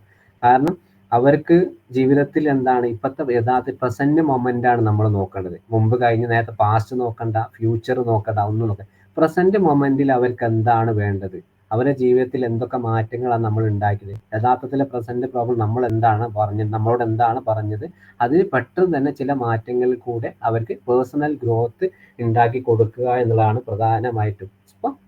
ഇപ്പൊ നിലവിൽ അവർക്ക് മെന്റലി ആയിട്ടും ഫിസിക്കലി ആയിട്ടും എല്ലാ തരത്തിലും നമുക്കൊണ്ട് ചെയ്യാൻ പറ്റുന്ന രീതിയിൽ സപ്പോർട്ട് കൊടുക്കുക എന്നുള്ളതാണ് ഈ ഹ്യൂമാനിറ്റി പേഴ്സൺ സെന്റേർഡ് തെറാപ്പി കൊണ്ടുള്ള ഉദ്ദേശം. ഇനിയിപ്പോൾ അടുത്തത് മറ്റ് തെറാപ്പികൾ, ഒരുപാട് തെറാപ്പികളുണ്ട്. അതർ തെറാപ്പീസ് മൊഡാലിറ്റി എന്ന് പറയുന്ന ജസ്റ്റാൾ തെറാപ്പിയാണ്. നേരത്തെ പറഞ്ഞതുപോലെ തന്നെ ഇതും ജസ്റ്റാൾട്ടും പറഞ്ഞത് ഹിയർ ആൻഡ് നൗ എക്സ്പീരിയൻസ് എന്നുള്ളതാണ്. ഇപ്പോഴത്തെ നിലവിൽ അവർക്ക് ഏതൊക്കെ പ്രശ്നങ്ങളാണ് അവരെ ബാധിക്കുന്നത്, ഏതൊക്കെ അനുഭവങ്ങളാണ് അവരുടെ ജീവിതത്തിൽ ഏറ്റവും കൂടുതൽ ബുദ്ധിമുട്ടുണ്ടാക്കുന്നത്, അതിൽ നമ്മൾ അവയർനെസ് ഉണ്ടാക്കി കൊടുക്കുക. അവയർനെസ് മീൻസ് എന്താണ്, സ്വന്തം വികാരങ്ങളെ തിരിച്ചറിയാൻ ഉണ്ടാക്കി കൊടുക്കുക. അതേപോലെ അവരുടെ ചിന്തകൾ ഏത് രീതിയിലാണ് പ്രവർത്തിക്കുന്നത്, അതേപോലെ ബിഹേവിയർ എന്തൊക്കെ രീതിയിലാണ് അത് അവർക്ക് പറഞ്ഞു ഒരു പ്രശ്നം വന്ന സമയത്ത് നിങ്ങൾ ഈ രീതിയിലാണ് ചിന്തിച്ചത്, ഈ ഒരു രീതിയിലാണ് വൈകാരികമായി നിങ്ങൾക്ക് മാനസികമായും ശാരീരികമായും അനുഭവപ്പെട്ടത്, ആ ഒരു സംഭവം നടന്നതിന് ശേഷം നിങ്ങൾ ഇങ്ങനത്തെ സ്വഭാവമാണ് കാണിച്ചിട്ടുള്ളത്, അത് അവർക്ക് പറഞ്ഞ് മനസ്സിലാക്കി കൊടുക്കുക. പിന്നെ അതിൻ്റെ കൂടെ തന്നെ റെസ്പോൺസിബിലിറ്റി ഉണ്ടാക്കി കൊടുക്കുക എന്നുള്ളതാണ്. സ്വന്തമായിട്ട് എല്ലാത്തിനും ഒരു റെസ്പോൺസിബിലിറ്റി, എനിക്ക് ചെയ്യേണ്ട കാര്യങ്ങൾ ഞാൻ തന്നെ ചെയ്യണം, മറ്റുള്ള ആളുകൾ എനിക്ക് ഒരാളും ചെയ്തില്ല. പിന്നെ എല്ലാ കാര്യത്തിലും എപ്പോഴും ഇടപെടേണ്ട ആവശ്യമില്ല, എനിക്ക് ആവശ്യമുള്ളത് മാത്രം സെലക്ട് ചെയ്യാനുള്ളത്. പിന്നെ അതേപോലെ ഇതിൻ്റെ കൂടെ തന്നെ അവർക്ക് എന്താണ് ഈ പ്രധാന ഇമോഷൻസ് കാര്യമാണ് നമ്മൾ ഈ ഒരു തെറാപ്പി വെച്ച് നോക്കുക. ജസ്റ്റാൾട്ട് ഇമോഷൻസ് തന്നെയാണ്. ഇമോഷൻസ് ഒരു വികാരം, ഇമോഷൻസ്, തോട്ട്, അതേപോലെ ഇത് എത്രത്തോളം കണക്റ്റീവ് ആയി പോകുന്നു എന്നുള്ളത് അതിനനുസരിച്ച് പറഞ്ഞ് മനസ്സിലാക്കി കൊടുക്കുക. പിന്നെ അടുത്ത ഒന്നാണ് സൊല്യൂഷൻ ഫോക്കസ് ബ്രീഫ് തെറാപ്പി എന്ന് പറയുന്നത്. അത് ഗോൾ ഓറിയന്റഡ് ആണ്. അതായത് ഒരുപാട് ആക്ടിവിറ്റീസും കാര്യങ്ങളും വെച്ചിട്ടാണ്. കാരണം അത് ഒരു ക്ലയന്റിന്റെ ഒരു സ്ട്രെങ്ത്, അതേപോലെ റിസോഴ്സസ്, പിന്നെ അതേപോലെ പാസ്റ്റ് സക്സസീവ്, ഇതെല്ലാം കൂടി ചേർത്തിട്ട് അവരുടെ ജീവിതത്തിൽ എന്തൊക്കെയാണ് നേട്ടങ്ങൾ നേടിയിട്ടുള്ളത്, എന്തൊക്കെയാണ് ഇനി നേടാൻ ആഗ്രഹങ്ങൾ, എന്തൊക്കെയാണ് ലക്ഷ്യങ്ങൾ, ഇതൊക്കെ തിരിച്ചറിഞ്ഞ ശേഷം അവർക്ക് എന്താണ് പ്രായോഗികമായ രീതിയിൽ ഉപയോഗിക്കുന്ന ഒരു തെറാപ്പിയാണ്. കാരണം ഇതിൽ നമുക്ക് ഏറ്റവും ഉപയോഗിക്കാൻ പറ്റുന്നത് മിറാക്കിൾ ക്വസ്റ്റ്യൻസുകളാണ്. സൊല്യൂഷനിൽ വരുന്ന SFBTയിൽ വരുന്ന ചോദ്യങ്ങളാണ് ഏറ്റവും കൂടുതൽ. ആ ചോദ്യങ്ങളിൽ കൂടെ തന്നെ അവരെ മാനസികമായിട്ട് ഉല്ലാസം എത്തിക്കും. കാരണം ഒരു ഉദാഹരണം പറയുകയാണെങ്കിൽ, ഇന്ന് രാത്രി നിങ്ങൾ ഉറങ്ങി എഴുന്നേറ്റതിന് ശേഷം അല്ലെങ്കിൽ രാവിലെ എഴുന്നേറ്റു, നിങ്ങളെ പ്രശ്നങ്ങളൊക്കെ തീർന്നു എന്ന് വിചാരിക്കുക. അപ്പോൾ നിങ്ങൾ നാളെ നേരം വെളുത്തു, ഈ ഒരു സംഭവം നടന്നു നിങ്ങളുടെ ലൈഫിൽ, പ്രശ്നങ്ങളൊക്കെ നിങ്ങൾ ആദ്യം ചെയ്യാൻ പോകുന്ന ഏത് കാര്യമായിരിക്കും? നിങ്ങൾക്ക് ഏത് കാര്യത്തിലായിരിക്കും നിങ്ങൾ ആദ്യം ഒബ്സർവ് ചെയ്യാൻ പോകുന്നത്? ഇങ്ങനെയുള്ള കാര്യങ്ങൾ എന്താണ്, ഒരു മിറാക്കിൾ പോലെ ചോദ്യങ്ങൾക്ക് പോലെ അവർക്ക് ഉണ്ടായി കൊടുക്കണം. അതേപോലെ സോക്രാറ്റിക് ക്വസ്റ്റ്യൻസ് ഇതിൽ ഉപയോഗിക്കാം. കാരണം ഈ ഒരു പ്രശ്നങ്ങൾ നിങ്ങളെ ലൈഫിൽ നടന്ന സമയത്ത് ഇത്രയും കാലം നിങ്ങൾ പിടിച്ചു നിന്നിട്ടില്ലേ, എന്നിട്ടും നിങ്ങൾക്ക് പിന്നെ അതേപോലെ ചില ആളുകൾ എനിക്ക് ഇത്രയും ബുദ്ധിമുട്ടൊക്കെ ഉണ്ടായിട്ടുണ്ട്, എന്നിട്ട് ഞാൻ ജോലിക്ക് പോക്ക് നിർത്തിയിട്ടില്ല. അതൊക്കെ ഒരു നല്ലൊരു പോസിറ്റീവ് വൈബാക്കി നമുക്ക് എടുത്തിട്ട് അവർക്ക് തന്നെ എത്തിക്കാം. നിങ്ങൾക്ക് ഈ ഒരു ബുദ്ധിമുട്ടുള്ള സമയത്ത് നിങ്ങൾ ജോലിക്ക് പോയി, ജോലിയാണ് നിങ്ങൾക്ക് ഏറ്റവും പ്രധാനം, നിങ്ങൾക്ക് ജോലി ഇല്ലെങ്കിൽ ഒന്നും ചെയ്യാൻ പറ്റില്ല, നിങ്ങളുടെ അവസ്ഥ അതാണ്. ഇതൊക്കെ എന്താണ്, നമുക്ക് തന്നെ അവർക്കൊരു എൻകറേജ്മെന്റ് ചെയ്യുന്ന രീതിയിലായിരിക്കും. ഒരിക്കലും എന്താണ് മോട്ടിവേറ്റഡ് മാത്രമാവരുത് നമ്മളൊരു അഡ്വൈസ് കൊടുക്കുക, കാരണം നിങ്ങൾക്ക് അത് ചെയ്താൽ അതൊക്കെ മാറും, അങ്ങനെ രീതിയിൽ പോയിക്കൂടെ, അതാവരുത്. നമ്മൾ എന്താണ് മോട്ടിവേറ്റഡ് പ്ലസ് എൻകറേജ്മെന്റ് ആയിരിക്കണം. അവർക്ക് ധൈര്യം കൊടുക്കണം, അതേപോലെ അത് ചെയ്യാനുള്ള ഒരു ആവശ്യം കൂടി നമ്മൾ അതിലേക്ക്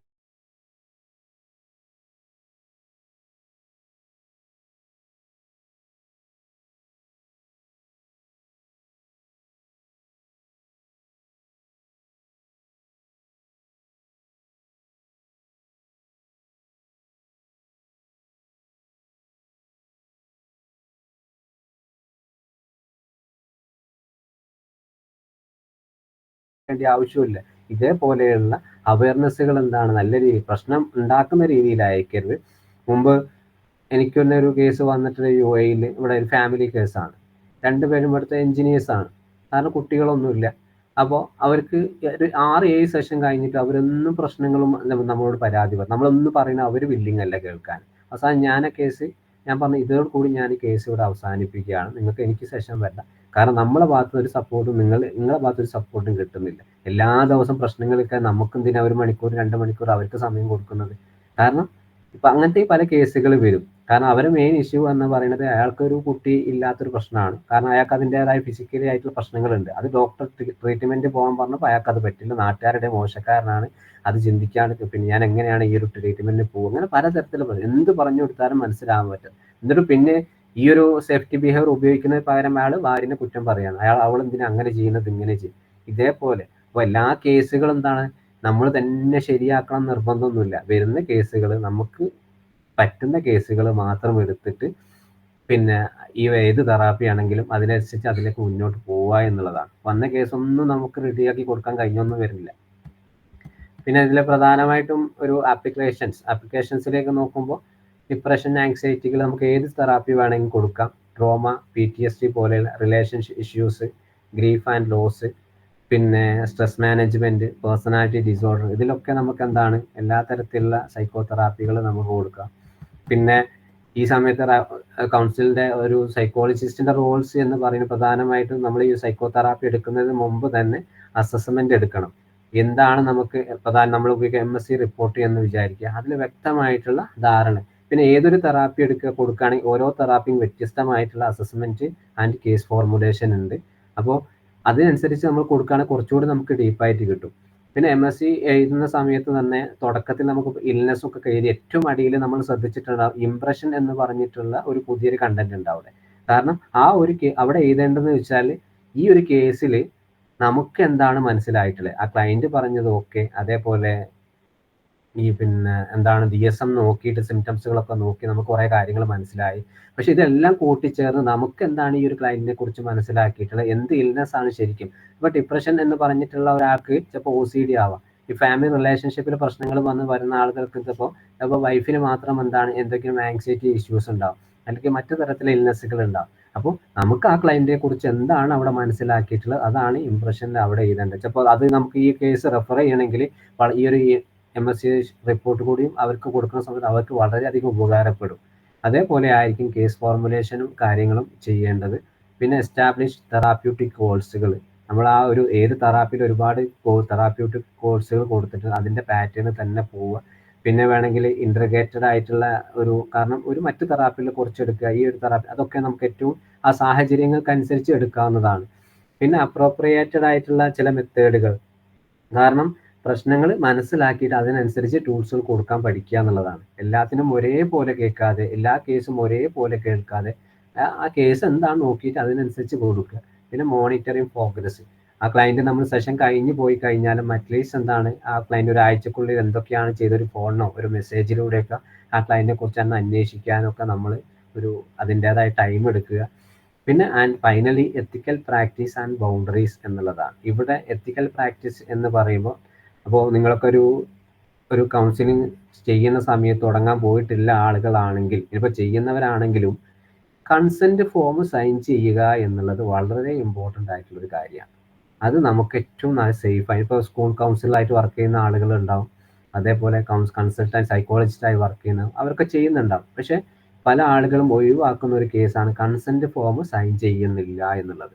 അത് വളരെ അതിലെ റൂൾസുകളൊക്കെ എന്തൊക്കെയാണ് ക്ലയന്റിന് വ്യക്തമായിട്ട് പറഞ്ഞ് മനസ്സിലാക്കണം. കാരണം എന്തെങ്കിലും ഒരു ഇഷ്യൂസ് ഈ ഒരു ക്ലയന്റിന് വന്നു കഴിഞ്ഞാൽ നമുക്ക് റെഫർ ചെയ്യാൻ, അല്ലെങ്കിൽ നമ്മളടുത്ത് ഈ ക്ലയന്റ് പറയാണ് ഞാൻ അയാൾ 2 സെഷന് വന്നു, 3-ാം സെഷൻ വേറെ ഒരാളടുത്താണ് പോയിട്ടുള്ളത്. അപ്പൊ അയാളടുത്ത് പോയ ശേഷം പറയാണ് പിന്നെ ഞാൻ അവർ നിങ്ങൾ മുമ്പ് എവിടെയെങ്കിലും പോയിട്ടുണ്ടായിരുന്നു ചോദിച്ചാൽ ഇന്ന സ്ഥലത്താണ് പോയിട്ടുള്ളത്, അവിടെ എന്തൊക്കെയാണ് പറഞ്ഞിട്ടുള്ളത്. അപ്പോൾ നമ്മൾ ഒരേ ലൊക്കാലിറ്റിയുള്ള ഒരാളാണെങ്കിൽ അയാൾ വിളിച്ചു ചോദിക്കുകയാണ് ഇങ്ങനെ ക്ലയന്റ് ഇവിടെ വന്നിട്ടില്ല, ആ ക്ലയന്റിനെ കുറിച്ച് ഒന്ന് നിങ്ങളെ കൺസെന്റ് ഫോം ഒന്ന് എനിക്ക് ഒന്ന് ഫോർവേഡ് ചെയ്യാൻ പറ്റുമോ? ആ സമയത്ത് നമ്മൾ കൺസെന്റ് ഫോം അതേപോലെ ഇവാലുവേഷൻ റിപ്പോർട്ട് ഒന്നും എഴുതി വെച്ചിട്ടില്ല. അപ്പോൾ അവിടെ നമുക്ക് ഒരു പണി കിട്ടും. അപ്പോൾ വളരെയധികം സൂക്ഷിക്കുക. ഈ ഒരു കൺസെന്റ് ഫോം സൈൻ ചെയ്ത് വാങ്ങിക്കുക, അതിന്റെ കൂടെ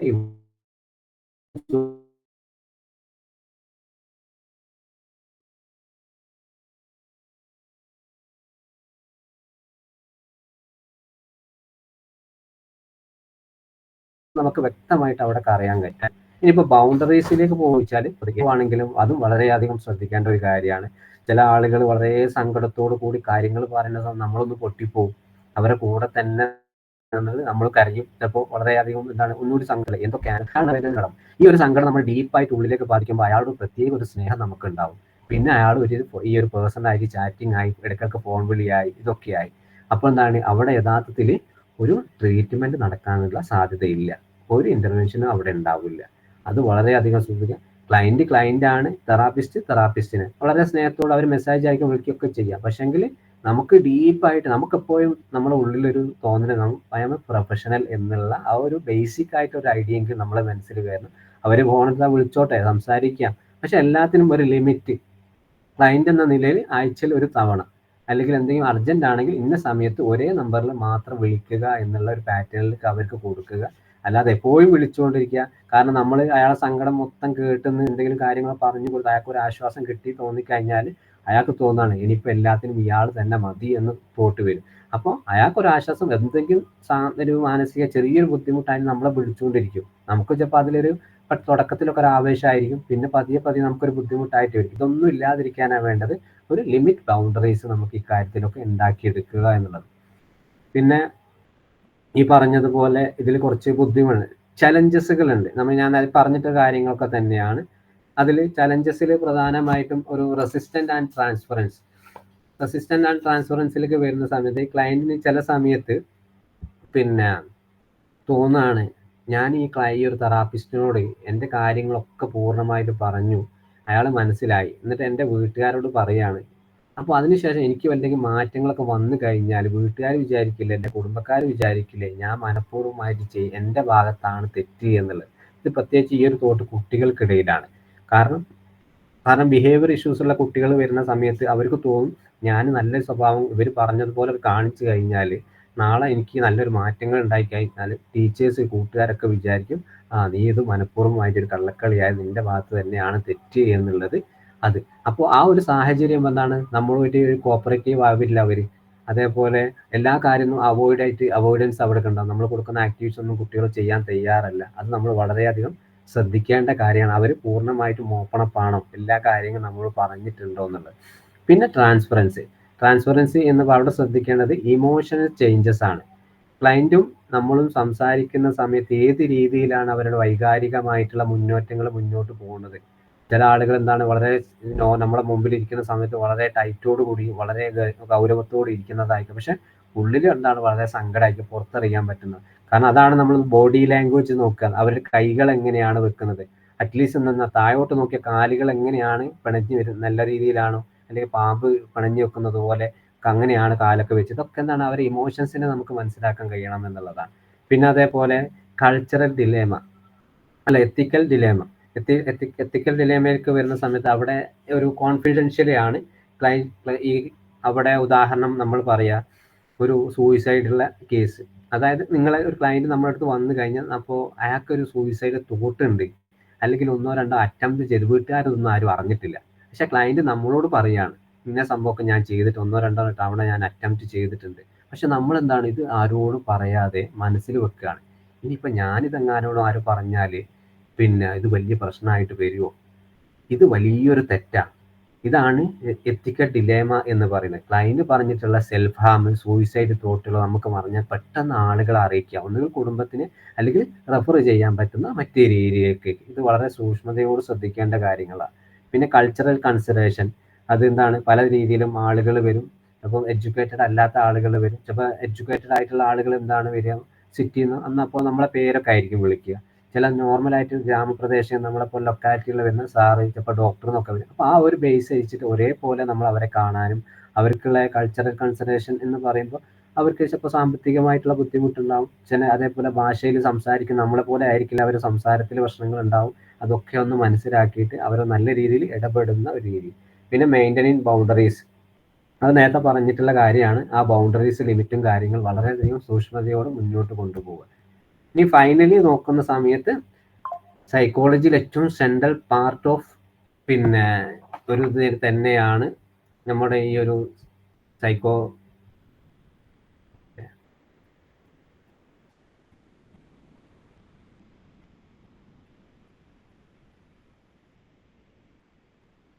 കേൾക്കുന്നുണ്ടോ?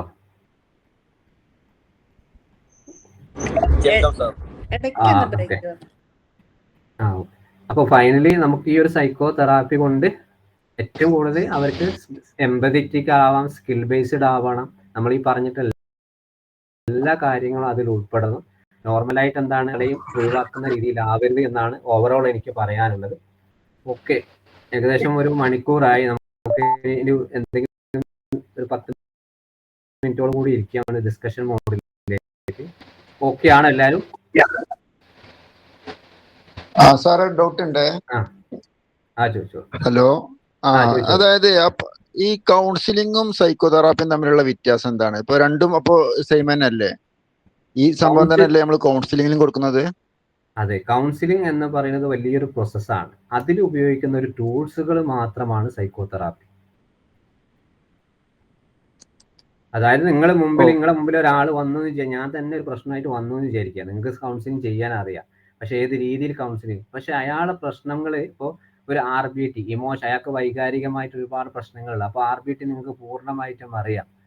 അപ്പോൾ ആ RBT എങ്ങനെ ഉപയോഗിക്കണം, നിങ്ങൾക്ക് അതിനെപ്പറ്റി നിങ്ങളെ ടൂൾസുകൾ കയ്യിൽ ഉണ്ടാവണം. ഏത് രീതിയിൽ എങ്ങനെയൊക്കെ ഉപയോഗിക്കാം എന്നുള്ളത് അത് വ്യക്തമായിട്ട് അവർക്ക് പറഞ്ഞു കൊടുക്കണം. സൈക്കോതെറാപ്പി എന്ന് പറയുന്നത് ഒരു ടൂൾസ് ബേസ്ഡ് ആണ്. കൗൺസിലിംഗ് എന്ന് പറയുന്നത് ആർക്കും ചെയ്യാം. ഇപ്പൊ നമ്മുടെ നാട്ടിൽ കുറെ കാരണന്മാരില്ലേ, പണ്ടൊക്കെ ഒരു ഉപദേശങ്ങളൊക്കെ പറയുന്ന ആൾ, അതൊക്കെ കൗൺസിലേഴ്സ് തന്നെയാണ്. പക്ഷെ അതിലേക്ക് സൈക്കോതെറാപ്പി ആടുമ്പോൾ അത് പ്രൊഫഷണൽ മാത്രമേ കഴിയൂ.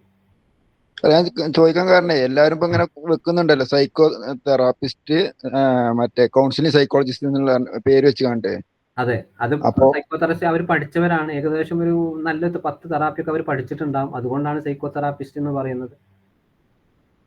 രണ്ടും വെക്കലുണ്ട്, രണ്ടും കൂടെ വെക്കലുണ്ട്. ഒന്നുകിൽ കൺസൾട്ടന്റ് സൈക്കോളജിസ്റ്റ് എന്ന് പറയുന്നത് അവരുടെ ബേസിക് ആയിട്ടുള്ള എഡ്യൂക്കേഷൻ, സൈക്കോതെറാപ്പിസ്റ്റ് എന്ന് പറയുന്നത് അവർ ബേസിക് സ്കില്ലായിട്ട് നേടിയിട്ടുള്ള കാര്യമാണ്. ഓക്കെ സർ, മനസ്സിലായി. Thank you. ഹലോ, യെസ് പറയുമേ. ചില കൗൺസിലേഴ്സ് നേരിട്ട് കണ്ടിട്ട് മാത്രം കൗൺസിലിംഗ് കൊടുക്കുള്ളൂ എന്ന് പറയുന്നത് എന്തുകൊണ്ടാണ്? എങ്ങനെ നേരിട്ട്? അതായത് ഫോണിലൂടെ, ക്ലയന്റിന് ഫോണിലൂടെയോ അങ്ങനെ ഓൺലൈനൊന്നും മീറ്റ് ചെയ്യാതെ നേരിട്ട് വരണം എന്ന് പറയും. ചിലരാണെങ്കിൽ ഫോണിലൂടെയും കൗൺസിലിംഗ് വെറുതെ കുറച്ചു നേരം സംസാരിച്ച് അതിനൊരു എമൗണ്ട് ഒക്കെ ചാർജ് ചെയ്ത് അങ്ങനെ ചെയ്യുന്നവരും ഉണ്ട്. ഇതിന്റെ ഡിഫറൻസ് എന്താണ്? ഡിഫറൻസ് അല്ല, അതിപ്പോ ഒരാളിപ്പോ ഞാനിപ്പോ ഓഫ്ലൈൻ കൗൺസിലിംഗ് ചെയ്യും. ഇപ്പോൾ ഞാൻ നാട്ടിലാണെങ്കിൽ ഓഫ്ലൈൻ കൗൺസിലിംഗ് ചെയ്യാം. അപ്പോൾ എൻ്റെ അടുത്ത് വരുന്നവർ അങ്ങനെ താല്പര്യമുള്ള വരിക. ഇപ്പോൾ ചില ആളുകൾക്ക് എന്താണ് ഇപ്പോഴത്തെ കാലത്ത് ഒരു 20-30% ആളുകൾക്കും പിന്നെ സ്വന്തം ഐഡന്റിറ്റി ഫേസ് ഒന്നും ആരും കാണാതിരിക്കുക. അപ്പോൾ അവർക്ക് ഓൺലൈൻ കൗൺസിലിംഗ് പ്രശ്നങ്ങൾ തീരെയും വേണം.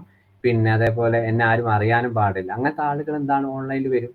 അപ്പോൾ അത് നിങ്ങൾക്ക് ഓൺലൈനിൽ നിങ്ങൾ വില്ലിങ് ആണ്, അവർ വില്ലിങ് ആണ്, പിന്നെ അവിടെ പ്രശ്നങ്ങളൊന്നുമില്ല. ഇനിയിപ്പോൾ ഓഫ്ലൈനിലാണ് നിങ്ങൾക്ക്, അപ്പോൾ നിങ്ങൾ ഈ ഒരു കോഴ്സൊക്കെ കഴിഞ്ഞ് PG ഒക്കെ കഴിഞ്ഞ് ആള് ഒരു ബോർഡൊക്കെ വെച്ച് ഞാൻ ഓഫ്ലൈൻ മാത്രമേ എടുക്കും എന്നുള്ള പറഞ്ഞാൽ നിങ്ങൾക്ക് ഓഫ്ലൈൻ മതി, അത് പ്രശ്നങ്ങളൊന്നുമില്ല. ഇനിയിപ്പോൾ ഓൺലൈൻ എടുക്കാൻ നിങ്ങൾക്ക് താല്പര്യം അതും എടുക്കാം. അത് എഫക്റ്റീവ്നെസ് എഫക്റ്റീവ് പറയുന്നത് നിങ്ങൾ ഏത് രീതിയിലാണ് ആ ക്ലയന്റിനെ മനസ്സിലാക്കിയത്, ഏത് രീതിയിലാണ് ആ ക്ലയന്റിനോട് സംസാരിക്കുന്നത്, അത് നിങ്ങളെ ക്വാളിറ്റിയാണ്. അതേപോലെ ഞാൻ ഏത് രീതിയിലാണ് ആ ക്ലയന്റിനെ മനസ്സിലാക്കുന്നത്, അത് എൻ്റെ ക്വാളിറ്റിയാണ്. ഇപ്പോൾ റഫീഖ് സാറാണ്, പിന്നെ അതേപോലെ ഒരുപാട് അനീഫ് സാറുണ്ട്, ഒരുപാട് പിന്നെ പാർവതി മാം, ഒരുപാട് ആൾ, അവർക്ക് ഓരോരുത്തർക്കും ഓരോ കമ്മ്യൂണിക്കേഷൻ സ്കില്ലും ഓരോ ക്വാളിറ്റി ഉള്ള ആളുകളാണ്. അപ്പോൾ അവർ കൊടുക്കുന്ന അനുസരിച്ച് എന്താണ് കൊടുക്കുന്നത്, അത് ക്ലയന്റ് മനസ്സിലാക്കി കഴിഞ്ഞാൽ അത് എഫക്റ്റീവാണ്. ഇനിയിപ്പോൾ അയാൾ ക്ലയന്റ് പറയുകയാണ് എനിക്ക് ഇവിടെ ഒന്നും ഓൺലൈനിൽ ഒന്നും മനസ്സിലാവുന്നില്ല, അപ്പോൾ അവർ പറയാം എന്നാൽ നിങ്ങൾ അവിടെ നമ്മൾ മോശക്കാരാണെന്നല്ല അർത്ഥം. അവരോട് പറയാം നിങ്ങൾക്ക് എന്നാൽ ഓഫ്ലൈനായിട്ട് ഒരു സെഷൻ ഞാൻ പ്ലാൻ ചെയ്ത് തരാം, നിങ്ങൾ ഓഫ്ലൈനിൽ വന്നോളി. അല്ലെങ്കിൽ എന്താണ് നിങ്ങൾക്ക് ഞാൻ വേറൊരാൾ ഓഫ്ലൈനായിട്ട് എമർജൻസി ആണെങ്കിൽ ഞാനിപ്പോൾ എനിക്ക് ഓൺലൈനിലേ പറ്റൂ. ഇപ്പോൾ ഞാനൊക്കെ അങ്ങനെയാണ്. ഇപ്പോൾ നമ്മളെ എംബിൽ അക്കാദമിയിലാണെങ്കിൽ എനിക്ക് ഓൺലൈൻ ഇപ്പോൾ അവർ നിർബന്ധം അടുത്ത സെഷനിൽ എനിക്ക് ഓഫ്ലൈൻ വേണം, നമ്മൾ എൻ്റെ കോളേജിൽ തന്നെ അവരോട് പറയും.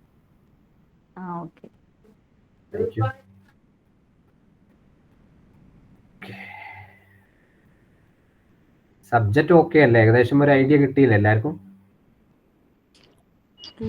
കിട്ടി സാർ. സാറിന്റെ കോണ്ടാക്ട് തരാൻ പറ്റുമോ? കോണ്ടാക്ട് നമ്മുടെ മുസദ്ദിഖ് സാർ ഉണ്ട്, ഇതിന്റെ ഒരു നമ്മുടെ അക്കാദമിക് കോർഡിനേറ്ററും അവരൊക്കെയാണ് ഫൗണ്ടർ. അവരോട് ചോദിച്ചാൽ കിട്ടും നമ്പർ. അതിനല്ല, ഞാൻ ആർക്കെങ്കിലും ഒന്ന് സജസ്റ്റ് ചെയ്ത് കൊടുക്കണമെങ്കിൽ അങ്ങനെ കൗൺസിലിംഗ് അതിനു വേണ്ടി ചോദിച്ചാ. ഞാൻ ടീച്ചറാണ്.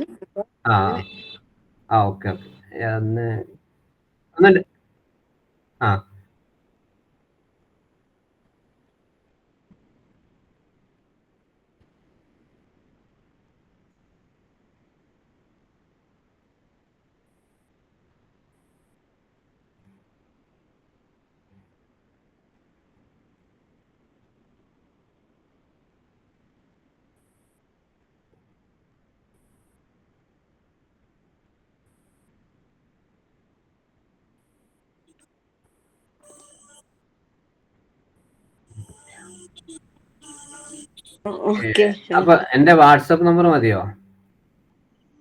മതി. സ്റ്റുഡൻസിന് ആർക്കെങ്കിലും ഒക്കെ ഹെൽപ്പ് ആവുമല്ലോ. അങ്ങനെ +2 ആണ്, അപ്പൊ ധാരാളം പല കേസും വരാറുണ്ട്.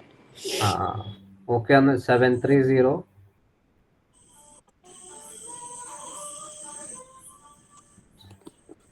വാട്സപ്പ് കോണ്ടാക്ട് ചെയ്താൽ മതി. 730-696-4006.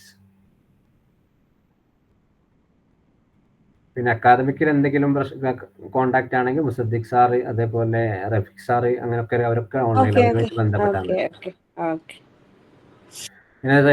പിന്നെ നമ്മുടെ ഈ ഒരു അക്കാദമിക് ഇവർ പറഞ്ഞതുപോലെ സൈക്കോതെറാപ്പി എന്ന് പറയുന്നത് നമ്മൾ ഏറ്റവും കൂടുതൽ അവിടെ നിന്നും ഫ്രീയിലെ ഓഫ്ലൈനും ചെറിയ രീതിയിലൊക്കെ കിട്ടുന്ന അവയർനെസ്സുകൾ അല്ലെങ്കിൽ പിന്നെ ഇതേപോലെ സിറ്റുവേഷൻ കിട്ടുകയാണെങ്കിൽ മാക്സിമം എല്ലാവരും അത് യൂട്ടിലൈസ് ചെയ്യുക.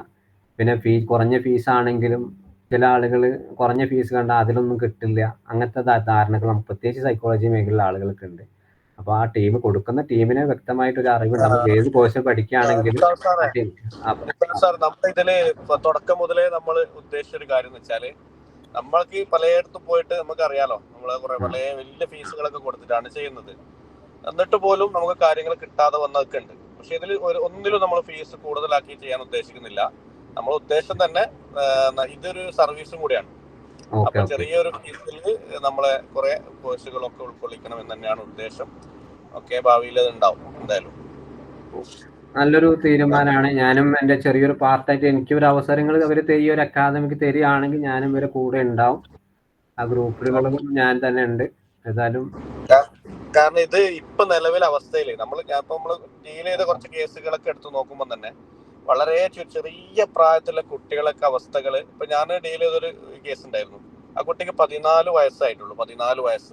പക്ഷെ 10 വയസ്സ് മുതൽ ആ കുട്ടി ഡേഞ്ചർ അവസ്ഥയിലാണ്. പേരൻസ് ഇതുവരെ തിരിച്ചറിഞ്ഞില്ല എന്നുള്ളതാണ് പ്രധാനം. എന്നിട്ട് 14 വയസ്സാകുമ്പോഴേക്കും ആ കുട്ടി ഇറാഖിലുള്ള ഒരു ഹാക്കറായിട്ടൊക്കെ കമ്പനിയായിട്ട് വളരെ ഓൺലൈനിലൊക്കെ വളരെ രീതിയിൽ എന്തായാലും മോശമായിട്ടുണ്ട്.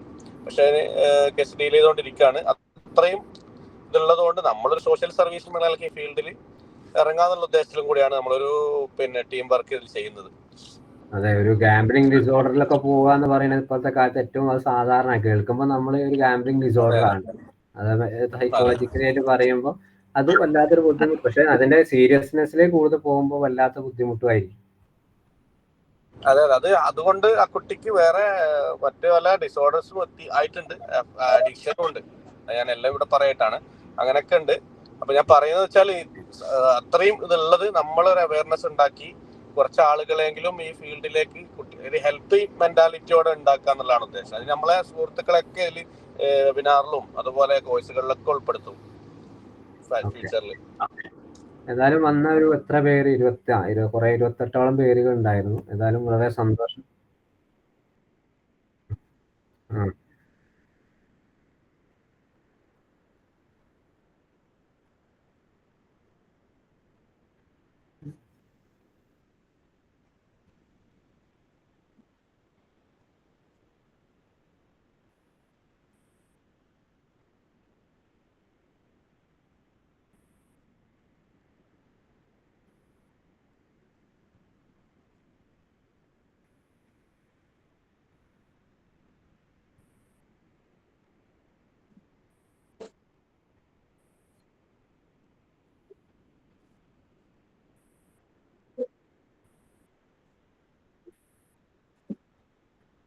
ഇവിടെ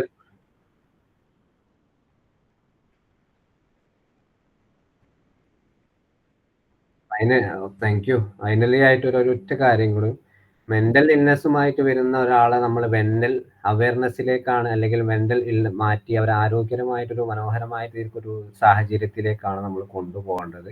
കാരണം വന്നു കഴിഞ്ഞാൽ വീണ്ടും ഗുരുതരമായിട്ടുള്ള പ്രശ്നത്തിലേക്ക് ഒരിക്കലും കൊണ്ടുപോകാൻ നമ്മൾ പാടില്ല. പല കേസുകളും അങ്ങനെ പല ആളുകൾ ചെയ്യാറുണ്ട്. ഒരു വട്ടം കൗൺസിലിംഗ് ചെയ്ത് കഴിഞ്ഞാൽ പിന്നെ രണ്ടാം വർഷം അയാൾ വലിയ പ്രശ്നങ്ങളായിട്ടാണ് പോവാറുള്ളത്. അപ്പൊ അങ്ങനെയൊന്നും ഒരിക്കലും നമുക്ക് കൺഫ്യൂസ്ഡ് ആയിട്ട് ഒരു കേസും എടുക്കാൻ പാടില്ല. ഇനിയിപ്പോൾ കൺഫ്യൂസ്ഡ് വന്നു കഴിഞ്ഞാൽ, കേസിൽ കൺഫ്യൂസ്ഡ് വന്നു കഴിഞ്ഞാൽ ആ സെഷൻ അവിടെ സ്റ്റോപ്പ് ചെയ്യുക. താൽക്കാലികം എന്തായാലും റിലാക്സേഷൻ കൊടുത്തിട്ട് എന്നിട്ട് നിങ്ങൾ സീനിയോറിറ്റിയുമായിട്ടോ ഇതുമായിട്ട് ബന്ധപ്പെട്ട ആർക്കൊക്കെ ഷെയർ ചെയ്യാൻ പറ്റും അവർ കേസ് ഡിസ്കസ് ചെയ്യുക. എന്നിട്ട് അടുത്ത ഒരു സെഷനിലേക്ക് വരുന്നത് വ്യക്തമായിട്ടുള്ള ട്രീറ്റ്മെന്റ് പ്ലാൻ ചെയ്യുക എന്നുള്ളതാണ്. കൺഫ്യൂഷൻ ആയിട്ട് നമുക്ക് ആ ക്ലയന്റിന്റെ സമയം, നമ്മുടെ സമയം വേസ്റ്റ് ആക്കരുത്, അതുകൂടി ശ്രദ്ധയിൽപ്പെടുത്തുകയാണ്. അപ്പൊ നമുക്ക് വൈൻഡപ്പ് ചെയ്യാം അല്ലേ? സാറേ ഒരു കാര്യം ചോദിച്ചോട്ടെ? പറയൂ. ഈ തെറാപ്പി നമുക്ക് ഏതെങ്കിലും 1-2 തെറാപ്പി ക്ലാസ് ആയിട്ട് അത് മാത്രം ഫോക്കസ് ചെയ്തിട്ട് അങ്ങനെ ചെയ്തൊന്നുമില്ല. എന്നാൽ നമുക്ക് തെറാപ്പി ഒരു ചെറിയ ഫീസ് വെച്ച് നമുക്ക് 1-2 തെറാപ്പി മാത്രമായിട്ട് അങ്ങനെയാണ് നമ്മൾ ഉദ്ദേശിക്കുന്നത്. അതായത് നമ്മളിപ്പോ നമ്മളെ കൂടെ തന്നെ ശ്രീകല മാം നമ്മളെ കൂടെ ഒക്കെ ഉണ്ടായിരുന്ന ആളാണ്. ഇപ്പൊ നമ്മളൊക്കെ ഇനിയിപ്പോ നമ്മളെ കൂട്ടത്തിൽ പഠിക്കുക, അതോടൊപ്പം നമ്മളെ കൂട്ടത്തിലുള്ള ഫാക്കൽറ്റീസ് ഒരാളും ഓരോ കാര്യത്തിൽ എക്സ്പേർട്ട് ആയിരിക്കും. അവരെ ഉപയോഗിച്ചിട്ട് വളരെ ചുരുങ്ങിയ ഫീസിൽ നമുക്ക് എല്ലാവർക്കും അത് എത്തിച്ചു കൊടുക്കാന്നുള്ളത് തന്നെയാണ്. ഇസാദ് സാറിന്റെ CBT എന്തായാലും നമ്മളിപ്പോ അടുത്ത് തുടങ്ങും, വളരെ ചുരുങ്ങിയ ഫീസ്. ആയിക്കോട്ടെ, താങ്ക്സ്. എന്നാലും അങ്ങനെ തെറാപ്പി ആകുമ്പോൾ നമ്മൾ തെറാപ്പിയിൽ കുറച്ചും കൂടി അറിവുണ്ടാവുമല്ലോ നമുക്ക് ഓരോ തെറാപ്പിയിലും. അത് ഒരു തെറാപ്പി ആയിട്ട് ചെയ്താൽ ഒന്നിക്ക് ചെയ്യുന്നതിന് ഇപ്പം സാറും എല്ലാം കൂടിയാ പറഞ്ഞത്. അതിന് പകരം ഏതെങ്കിലും ഒരു തെറാപ്പി എടുത്തിട്ട് ആ തെറാപ്പിക്ക് ഒരു ക്ലാസ് നന്നാല് കുറച്ചും കൂടെ ഡീറ്റെയിൽ ആയിട്ട് നമുക്ക് പോകാൻ പറ്റും. പിന്നെ അത് കൂടാതെ നമുക്കത് ഉപയോഗിക്കാനും പറ്റും. നമ്മുടെ ക്ലയന്റിന്റെ അടുത്ത് നമുക്ക് ആ തെറാപ്പി ഉപയോഗിക്കാനും പറ്റും കുറച്ചും കൂടെ ഭംഗിയായിട്ട്. എന്നാലും അങ്ങനെ ഒരു ക്ലാസ് തന്നാല് നന്നായിരിക്കും. അതൊരു ഫീസ് ഏർപ്പെടുത്തിയാലും കുഴപ്പമില്ല.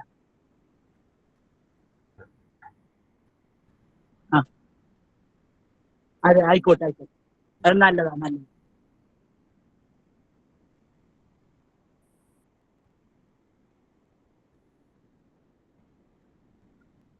അത് ഒരു കാര്യം വിളിച്ചിട്ട് ഓൺലൈൻ മാറ്റിയിട്ട് ഓൺലൈൻ മാറ്റി ഓഫ്ലൈനിൽ പറ്റുമോ എന്നുള്ളതാ വേറൊരു ചോദ്യം.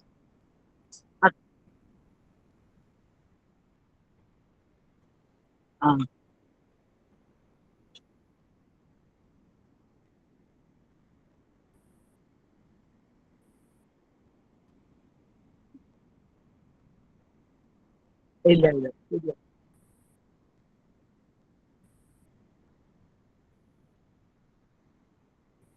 ആയിക്കോട്ടെ. അല്ല, നമുക്ക് നമ്മുടെ എടുത്തു വരുന്ന ക്ലയന്റിന് ഉപയോഗിക്കാൻ പറ്റുന്ന രീതിയിലേക്ക് നമുക്കത് പഠനം എത്തിക്കണം. അതെ, നമ്മൾ പ്രാക്ടിക്കലായിട്ട് നമുക്ക് നടത്തില്ല.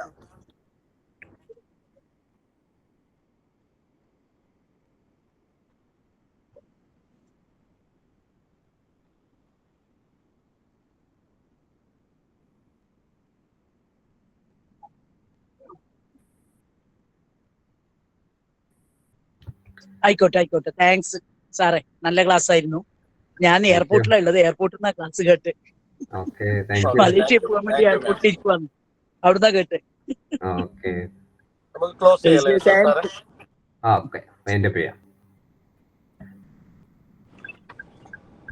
Thank you, sir. Thank you very much. Thank you. Okay.